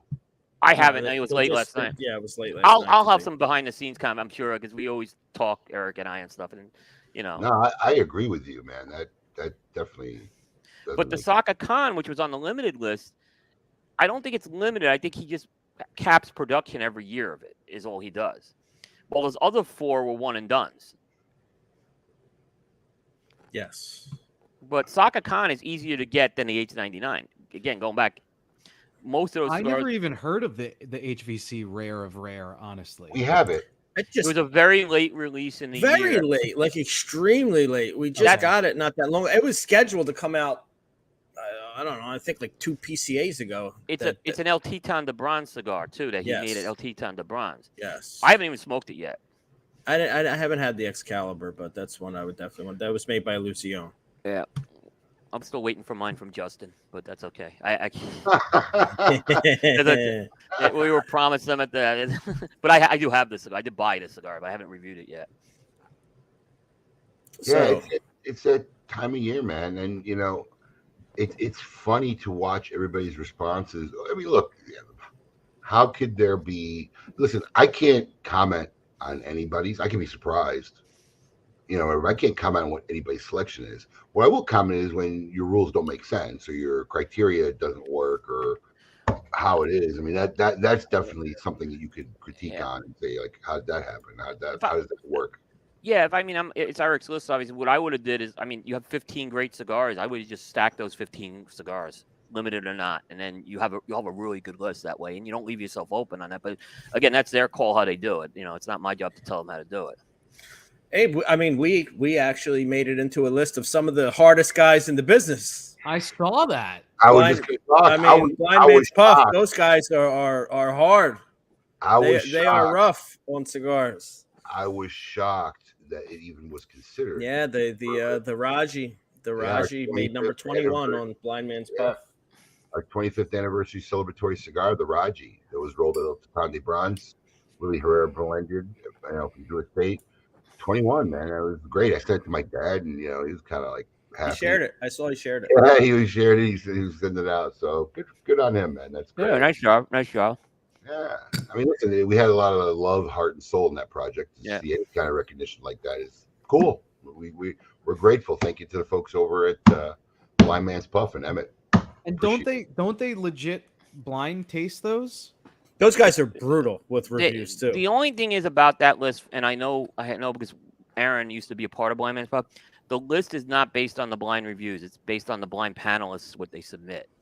So I don't know if every cigar on there has been blind reviewed. I don't know if that cigar was blind reviewed or not this year, but the panelists all have a vote after they know what the cigar is that they smoke. Yeah, they're not. They know the cigars that they're submitting, but it's not necessarily something that was blindly reviewed on the site. Most of them are blindly reviewed on the site, but there are some that are not. Okay. Blindly reviewed. Listen, in fairness to blindly reviewed, I saw Eye of the Shark was the number one cigar. How do you blind review a shark? It's how do you blind review that or the how do you blind review an Andalusian bull? Right? How does that? How do you not? You have to know that, especially if you don't even have to be deep into it to figure it out. If you're doing enough and you see enough of it, you know it. Yeah. And they had on Blind Man's Puff, I saw that they had the Knuckle Sandwich Maduro as their number one. Yes. The Knuckle Sandwich didn't make your list, right, Coop? No, the Maduro wasn't reviewed in time. The Habano, in my opinion, was not as good as the Maduro. I didn't have the Habano. Listen, when it came out, Alex put the Maduro in my hand and he said, "You got to." The Maduro is much. Yeah, the Maduro will be in play, I think, for 2023 on my list. Again, I just can't. We're a small operation, unfortunately. So let me tell you something. I don't make lists, but I make what I like at the time. Yeah. And my current number one of 2023 is the Knuckle Sandwich Connecticut. Oh yeah, I haven't smoked it. I haven't even smoked it yet. Stop talking about that. This cigar is phenomenal. I didn't know you for a Connecticut smoker, to be honest. Here's the problem. Yeah, a lot of Connecticut's wind up bitter. Yeah, and my first criteria is if it's not bitter. Saka does a great Connecticut, no bitterness. Mm-hmm. There's no bitterness to this. This is a really, really well done cigar. And Eric does good Connecticut's. He does really good. Eric and Hector they blend really well.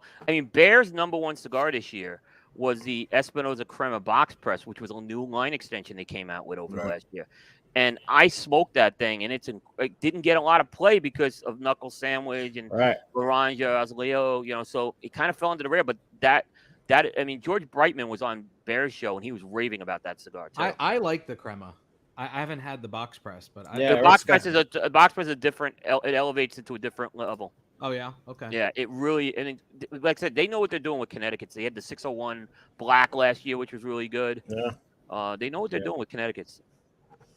I still say, when Eric's on the show, like literally, if my cigar is kind of dwindling, there's two cigars that are always in my humidor at any time, and it's always Laranja and a Sin Compromiso. Those are always the two. I have them in there right now. Like I will always go to a Laranja if I don't know what to smoke. I've been in love with that blue. Obviously, it's a great Sumatra blend. But I think when Knuckle Sandwich came out, it got a little lost because that just took off, and obviously a lot of people really like a lot of people think Knuckle Sandwich has a shot very high in the consensus by Half Wheel.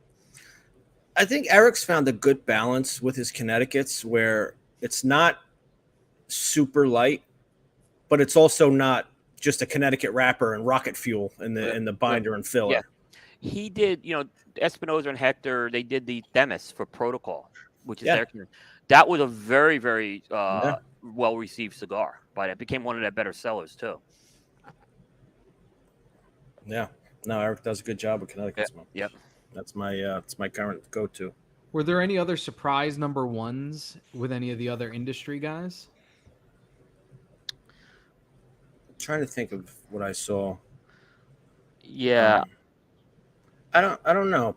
I'm always interested in the consensus number one from Half. Yeah, that's an interesting list. Yeah, I've been talking to Joe Groh, who kind of tracks all this stuff, and he's trying to figure out the consensus. He thinks it's down to 3 cigars: the Saka Khan, the Olmec, and the Knuckle Sandwich. One of those 3 he thinks will get number 1.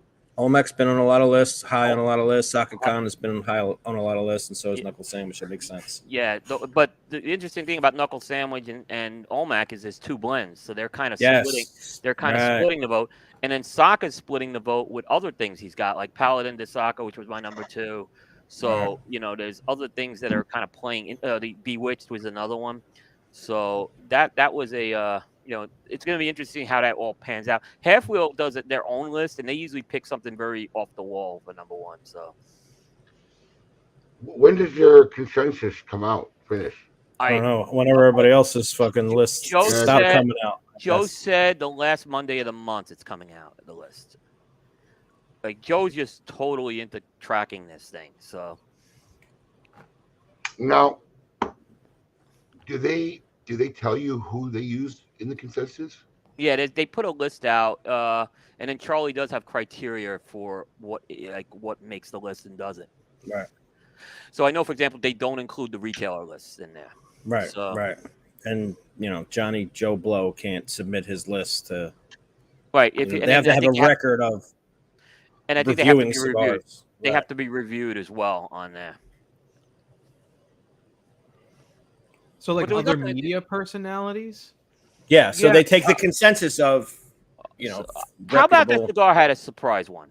How about that cigar? They had the Crux de Connoisseur. Oh, it was Crux, right? Yeah. Which is a very good cigar, by the way.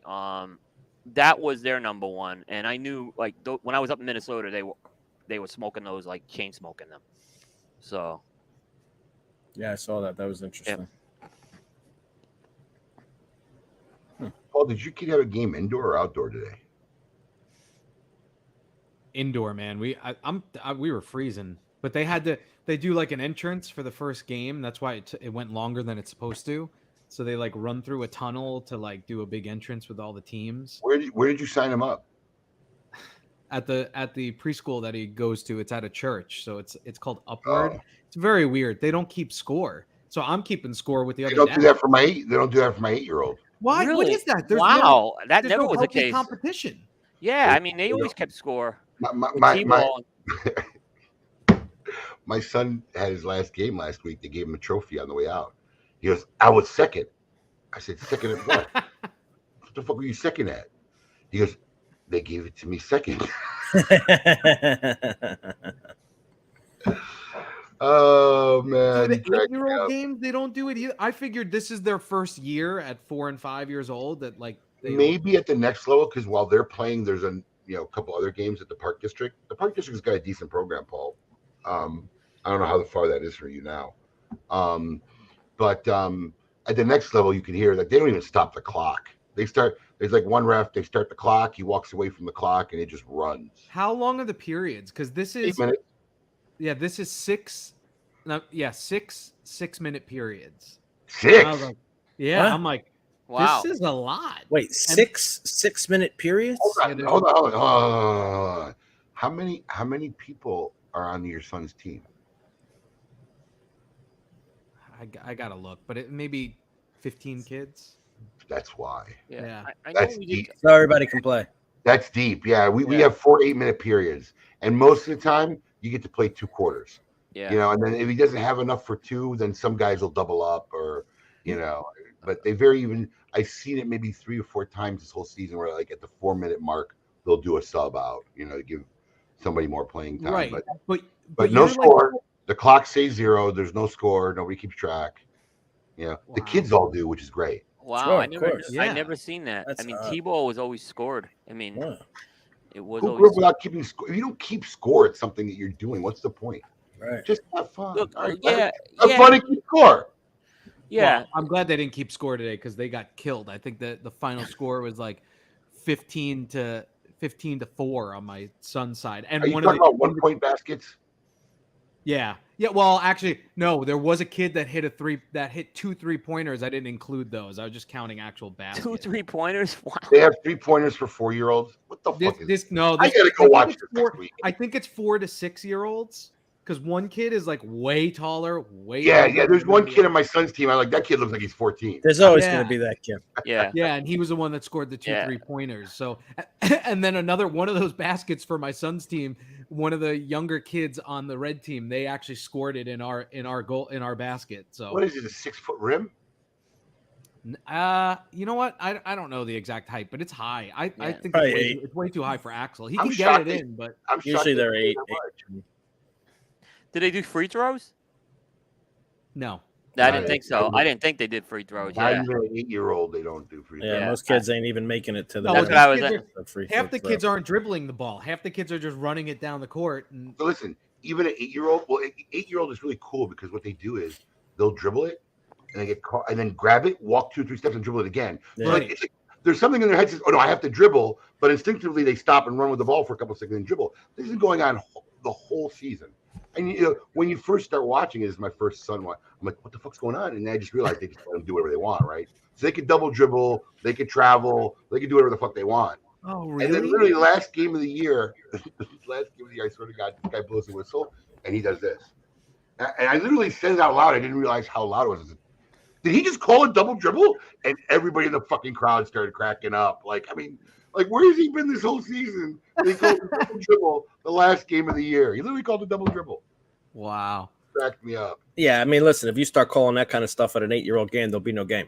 No, there's no game. Yeah, That's why I was shocked when he called it double dribble. Like, what? One of the moms was like, "Oh, good. I didn't even know what that meant." Literally. Is that what that is? A double dribble?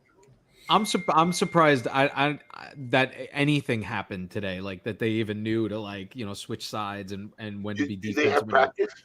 Yeah, but the practice they didn't teach them any of this. They had a quick scrimmage on Thursday that kind of like they basically just threw them into the fire and showed them like, hey, here's how it's going to work. When they have the ball, you're going to run over here. When they have, but I kind of coached Axel a little bit. I mean, basketball's not exactly my forte, but I watch it once in a while. I know. Bring him over to the house, man. Asher will teach him. Yeah, we should. I mean, but I'm more discouraged that you're telling me that the same stuff's going on with the 8-year-olds. Like, if he's gonna play all this time, he's gonna play for 4 years. I still got to watch it like this. I figured by Asher's age, they'd be like, playing. I think Asher's age level might be the last year they Probably. Okay. don't. But it's still very competitive, and the kids are all keeping score, and most of them know exactly what they're doing. I mean, some of these kids are like, holy shit, this is like a high school kid. I mean, he's playing like high school kids out here. And then some of them have no clue, and then you have the ones that that can barely walk straight, and the coach will give them the ball because they play like half court. Well, it's literally like quarter court defense. So they'll give it to him, let him dribble it up. The coach will walk with him. Yeah, that's what happens now pass the ball. Yeah. His little dribble time on the court. It's Yeah, fine. because even schools, I think real school sports doesn't start till like middle school. Yeah. That's great. Yeah, so it Yeah. makes sense that 8 to 10 range is still just kind of, at least they have a little bit of an understanding, but they're still kind of running around. Although the score thing is weird. I think Yeah. it's- Score thing is weird. score. That's weird. I found Keep out score. today. I didn't even know. I'm like, what the hell is that? What are you kidding? No, this is the way it's been. This is the way it's been for a while for kids, Yeah. man. Participation trophies, no score. Everybody, yeah. I mean, like I said, when they did T-ball, they kept score. My son. Yeah, did I T-ball. kept score in T-ball, and I was Yeah. on the But crappiest but team. but with all due respect, Coop, your son's decades ago. All right. Yeah, I mean, it was 2008. We're going back to. Yeah. Yeah. So it's changed for sure. Yeah, the new generation, man. There's no. Don't feel bad about nothing. Yep. Can't give them a score. It's become like Disneyland, Disney World. Everybody must feel good and happy. Speaking of which, when's your next trip? unofficially February for The a sad part is weekend. he just knows it. Like it's like I just ask hypothetically, not really Not knowing. really. I haven't gone in a while. My wife's going for a bachelorette party At Disney at the World. end At Disney at the World? end of this month. Yeah, I I mean, at guess least say Epcot, Disney World. that's where they're going. Epcot. Yeah, that's Dude, Disney you got World. to differentiate. For a bachelorette party? Even, Yeah, they even got that, Disney I- World. Epcot, I could see you could go to different world bars. You could do like a pub crawl within Epcot, really. you Yeah, know? that's what they're doing. Yeah, they're- I mean they're Epcot, but he 20% said of it. Disney World, bro. You got to differentiate, man. a bachelorette party. What are they gonna do? Get drunk at the bippity boppity salon? The park, the land as a whole is Walt Disney World, and all the parks and the resorts fit within Walt Disney World. You know how it works, Paul. You could say the United States, but you could also say the state. That's true. Yeah. That's But true. yeah, I'm not going to be there. My kids went. They got to stay at the Four Seasons. Our friend works there, and she got like, suites for like $100. So my wife's like, "We're gonna go, even though you can't go." I'm like, "Oh, nice. Okay." So they stayed in the dancing suite at bear. the Four Seasons. You got a new CEO though. Mickey We hired did. in. Thank God. Thank God he's back. Long Island boy. There's a video out there of Mickey Mouse firing the old CEO. Oh my God. It's somebody, hysterical. somebody from our group sent it to me. Yeah. Somebody from the socialite group sent it to me, and it's really well done. It's It is. very, It's well very done. funny. Mickey just lays down the hammer, man. They take Chapek out to like a deserted area, and then Bob Iger opens up the laptop, and Mickey's there, and he's like, Bob, you messed up. You fucked with the magic. It was just yeah, exactly. it was really well done. We should I'll post it. I'll post it in the. Yeah, I didn't see it. Post It's it. really good. It was well done. I agree. It was really funny. They Well, But take him yeah, out to the- that's going well. I'm excited about it. We got on a tangent here afterwards. Do we have news? Let's do a couple. I have because a bunch of news came in, and so I think there's a couple of items we can hit. I won't hit them all. Hit it, Paul. We got Listen, I time. just want to hear his music. Cool. Okay. Hey, yo, what's my theme music? The Scoop with Coop. Breaking industry news. Hear it first on KMA Talk Radio and cigar-coop.com.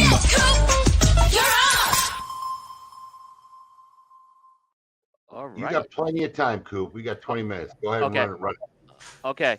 Let's start off. I'll start off with this one because I think this one is one we know this person, and it was an interesting story. Garrett Robinson of How About That Cigar, who has also been running has a brokerage. He is basically going to be going to a company called Don Doroteo Cigars as the vice president of sales. So tell me about this company, because it was not familiar to me. Do you guys know them? I did not know them, but from what I saw, these guys do not make cheap cigars. No, Garrett's I very never been high heard on the brand. Yeah.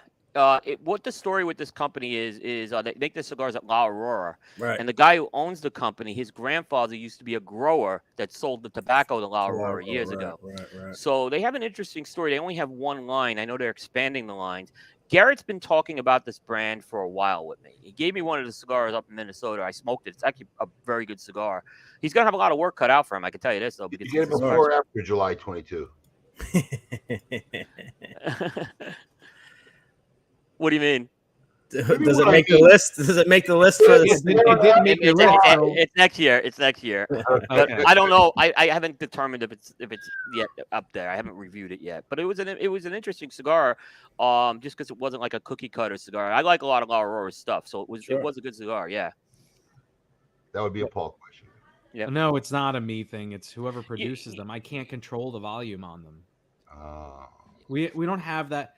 There's limitations to the program we use. Like, I'd like to have a preview while we're running spots so that I can make sure that everybody's pictures are in the right thing. We don't have that capability.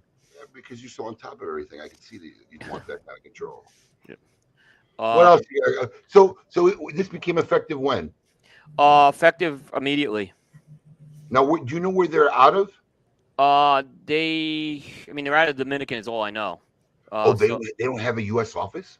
I don't know if they have a U.S. office. That's a good question. I don't know the answer to that. Well, now it's at Garrett's house. Right? I mean, Garrett's probably going to be chef, cook, and bottle washer for a while, is what I imagine, because he's going to probably be the rep for a while.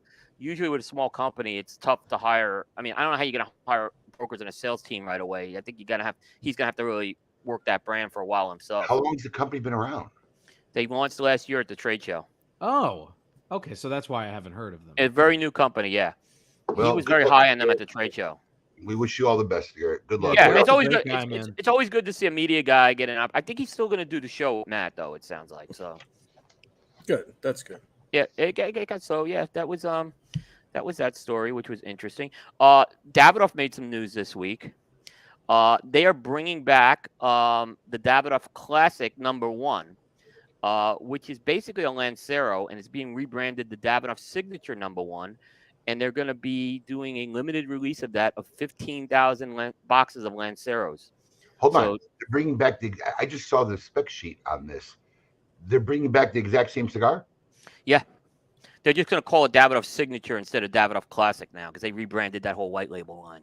So they took a regular production line that used to exist that they discontinued, and now they're bringing it back as a limited edition. Yep. And Lancero, yeah. Okay. So that's going to be shipping at the end of the month. I thought it was interesting. Davidoff Jewelry doesn't do a lot with Lanceros. What we do when we run out of creativity. Yeah. Well, who knows? Maybe we'll get lucky and they'll Hey, listen, some type of 702 back or something. That cigar's right up my alley. Yeah, as I was just saying, that size is right up my alley. Hopefully, you're right. They do it at 702. It's kind of a little bit of an off. It's a 7.5 by 39, which is usually Lancero's a 38, but it's a 39 there. A lot of people were, Lancero fans will say very good things about that cigar. It was very, but Davidoff just doesn't do a lot of Lanceros anymore. I think it's not disgustingly priced either, right? No, I want to say it was like $28 or something. $28, like which for Davidoff these days is not. Davidoff's been in the 50 range with everything semi-limited they make. Yeah, this is a limited edition. I sort of comment. This is, I think, a one-time run of 15,000 boxes. I don't think it's going to be an ongoing production. So it's not a limited production; it's a limited edition. Limited edition, yeah. They're only planning one production, from what I understand. It may, but we don't know that yet. Davidoff typically doesn't do that, is what I've seen. Davidoff typically, when they bring back these older releases, it's a one-time deal. So that's what I've seen from them. What else you got going on, Coop? Oh, we got another Chinese New Year cigar coming out. We have the Year of the Rabbit by Plasencia coming out. This is going. Is not the Year of the Rabbit over? Or is it the Year of the Rabbit? It's the Year of the Rabbit. It's the Year of the Rabbit now. Okay. Yeah, next year's Year of the Dragon, which is going to be insane, by the way. Like, you think Rabbit's big? Wait till Year of the Dragon comes. Like the Candyman, you speak his name and he appears. Yeah, it's going to be everywhere. Garrett's here. There he goes. Yeah, he heard his name. Good job, So Garrett. what was technically the year of last year? Tiger. Yes. Yes. Tiger. That's right. All right. Yep. So Davidoff releases a cigar before the year instead of during the year of the animal. Most of them come out with them. Like Davidoff does it the November before the Chinese New Year. Yeah. Right. Isn't Chinese New Year like February-ish? It's February, but they want to get them into the market a lot of times before Chinese New Year happens. Plasencia, I know, was taking orders for this cigar for a while. But this is a $52 cigar. It's going to be. Why not? Wow. It's a Zodiac cigar. Yeah. Sure. I mean, it's so from what I don't know, Abe, you have a perspective on it, but the retailers I've talked to said these Zodiac cigars sell very well, even at the higher price points. Have we had one other than Davidoff until recently? We got the Ernesto we got the Ernesto one, but that sells as a set, so it's not like you can buy. We're actually going to be doing like 12 different cigars. By the way, our team actually has the Ernesto set. We're going to be doing a show on that. Really? Yeah, we each we got one, so we're going to smoke a few of the cigars and do a show on it. I think we got two of them just to have them. My prediction is one of them will be in the rare and vintage room 5 years from now. I believe so, but I believe Ernesto. I wonder if they'll continue this every year because they did all. The difference with Ernestos is they did the whole Zodiac in the box. Yeah, I kind of like that. I kind of liked it too, and they're. By the way, these are not cheap. Those Ernesto cigars are $83 a piece. The box is $1,000. So. Yeah. I think the only Zodiac cigars we've ever gotten was Davidoff's. Do we do anybody else's, Alex? I mean, not counting, True Estate, Year of the Rat, right? But other than that, I mean, that comes out like every year, I feel like. Yeah. I don't even consider that a Zodiac cigar, really. And by the way, Drew Estate did one. They did their Year of the Rabbit, but they sell it through like an Asian distributor. Right, but not for the United States. Yeah, it's not for the United States. But they did a Year of the Ox, same thing. Yeah. Their Zodiac cigars aren't sold in the U.S. No, Other but than but they make their way to the U.S. They Like do. Like everything. like because- everything and everybody. Yeah, because a lot of retailers will buy through that distributor and then resell it. So I mean, I've gotten my hands on like they did Year of the Ox. I got my hands on that one a couple of years ago. So, but they put that under again. It's a more premium offering. They put it under the Liga Privada line with that. So, that was announced earlier in the week as well. All right. What else we got going on? We have a if you one of my big stories of the year was STG last year doing 59 new releases. So they're on the same pace this year. This is already their third announcement of a cigar of the year. They have announced they're going to have a La Gloria Cubana Serie R Maduro number 8, which is a 7x70 line extension of the Serie R line. They did the natural last year. Now they're doing the Maduro. Yeah.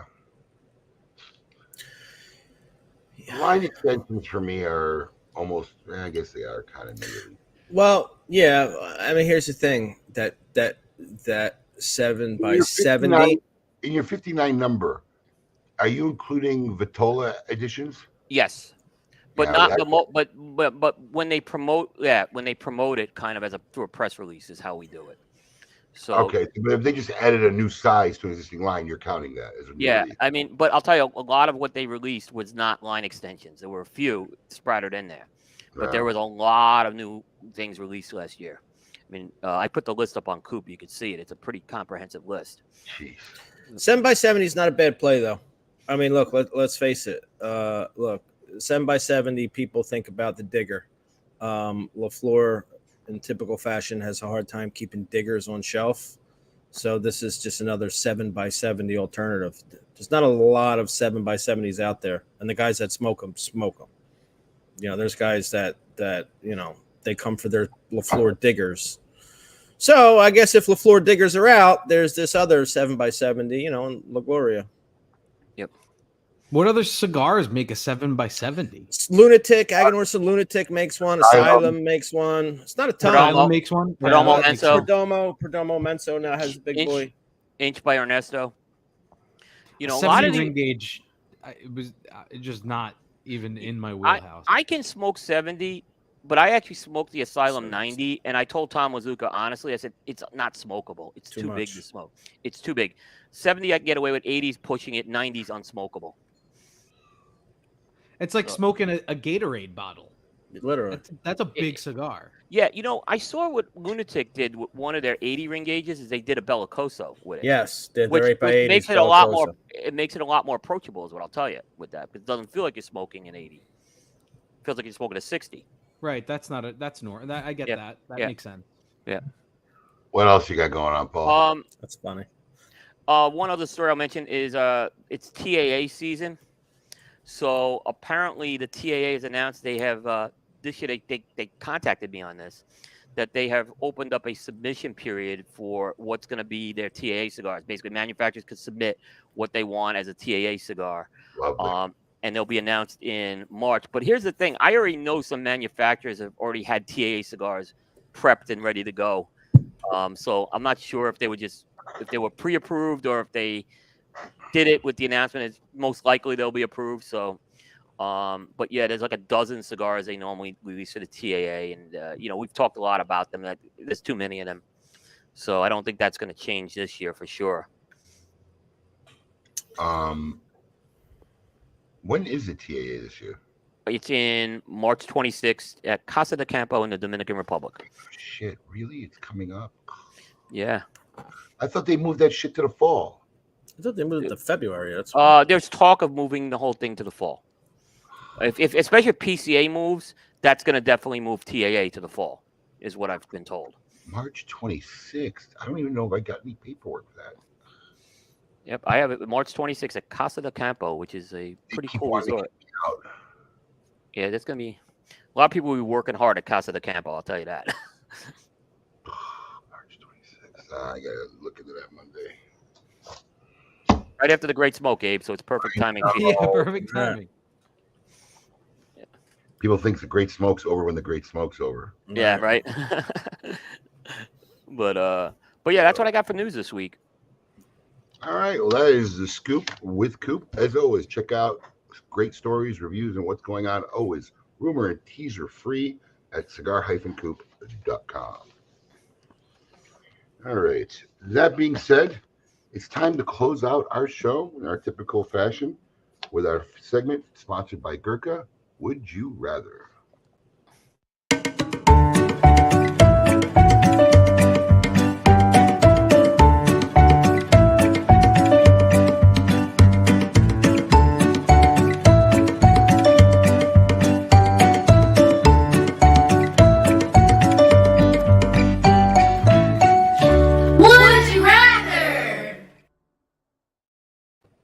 All right, here we go.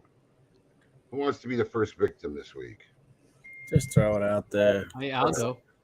I'll go. I'll start with Yeah, Paul. Paul go. Paul, would you rather have a weekend with the boys? I don't mean your boys. I mean like your male friends. Okay. So a weekend alone. Already sounding good. You ruined the joke. Or have your wife take the kids only for a weekend vacation away, which basically could end up meaning the same thing. So wait, a weekend alone with the You boys? go out with the boys for a weekend somewhere, or you Okay. want kids for a weekend somewhere vacation, and you're home alone. So a weekend I'd alone rather or be- home alone? Yeah, I'd rather be home alone. I don't want to hang out with people. I don't think Paul's catching the joke. I don't think it's by choice, but Yeah. Alex, could you even imagine a call? Hey, what's going on? You want to go to Vegas next weekend? I'd be like, what? They just opened a Disney World branch in Vegas? What are you All right, Alex. I really don't know the answer to this one because I don't think you're either one of these kind of guys, but let's find out. Would you rather have a Harley Davidson or a slingshot? I'm not either one of those guys, Yeah, I didn't think you were a motorcycle guy either. but I'm probably gonna go slingshot. Just for Easier driving sake. easier driving. Right, they have like what 3-4 wheels. They're Three little- wheels, two in the three front. wheels. Yeah, I'm a little. Yeah, I'm more of a. I'm not a daredevil on the road, so I don't know. I never had that motorcycle craze. Got kids.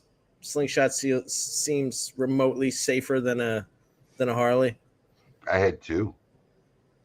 I cannot imagine you on a bike. Oh, I had Yeah. two. First one was a Softail. The second one was a Road King. Wow.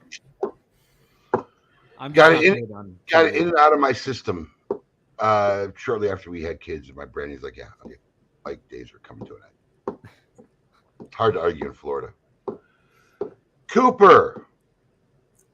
I kind of like this question. Ready? Yep. Would you rather be in a karaoke competition or a dance-off held at the next PCA? Karaoke. I've done, Ah, Dojo's got some video of me doing karaoke somewhere. Oh, I would In love Nicaragua. Yeah, it's karaoke, and I could do karaoke, but dance off, no chance. Wait. Everybody can do karaoke. I don't mind doing it, but I don't mind doing it. I That's will not a do real it. statement.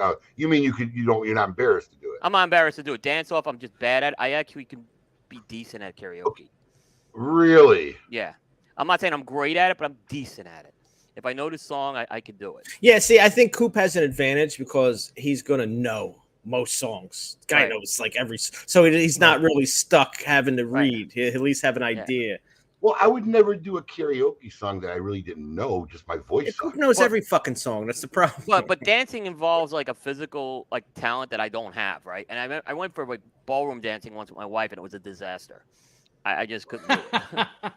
So, and I wanted to try it. It wasn't like I was forced to do it. I wanted to try it, but I'm like, this ain't for me, But karaoke, I wouldn't have no problem if there was a karaoke contest being in it. the next time you're down here, Coop, let's do karaoke. I'll do always it. game. I'll do it. Yeah. Like I said, Dude. Dojo's got some video of me somewhere from Nicaragua If of me doing someone, karaoke. someone threw a karaoke party at the PCA, I bet you that would be a huge hit. Sure, it would be. I really, oh, I didn't even thought of that. I bet you it would be a huge hit. Yeah. If they did a PCA, like we've talked about this a lot, if they did that, it would just be so people. That's would be just a into it. simple idea. Listen, I remember one of the great smokes when the after party was literally just in the courtyard. It just so happened John Bull had Was it John Bull right there?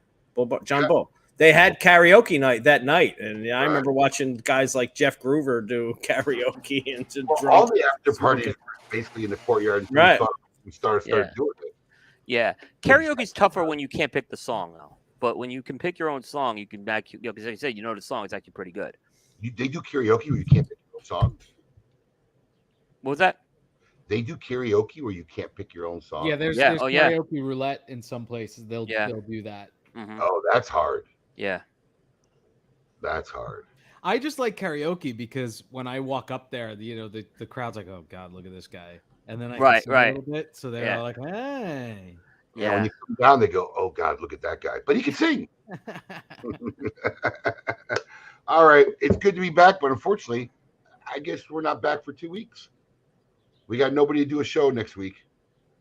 We got. I'm heading to Nicaragua. Coop's heading to Nicaragua. I'm going fishing. Trip, baseball, basketball. Carmine's first fishing. Go.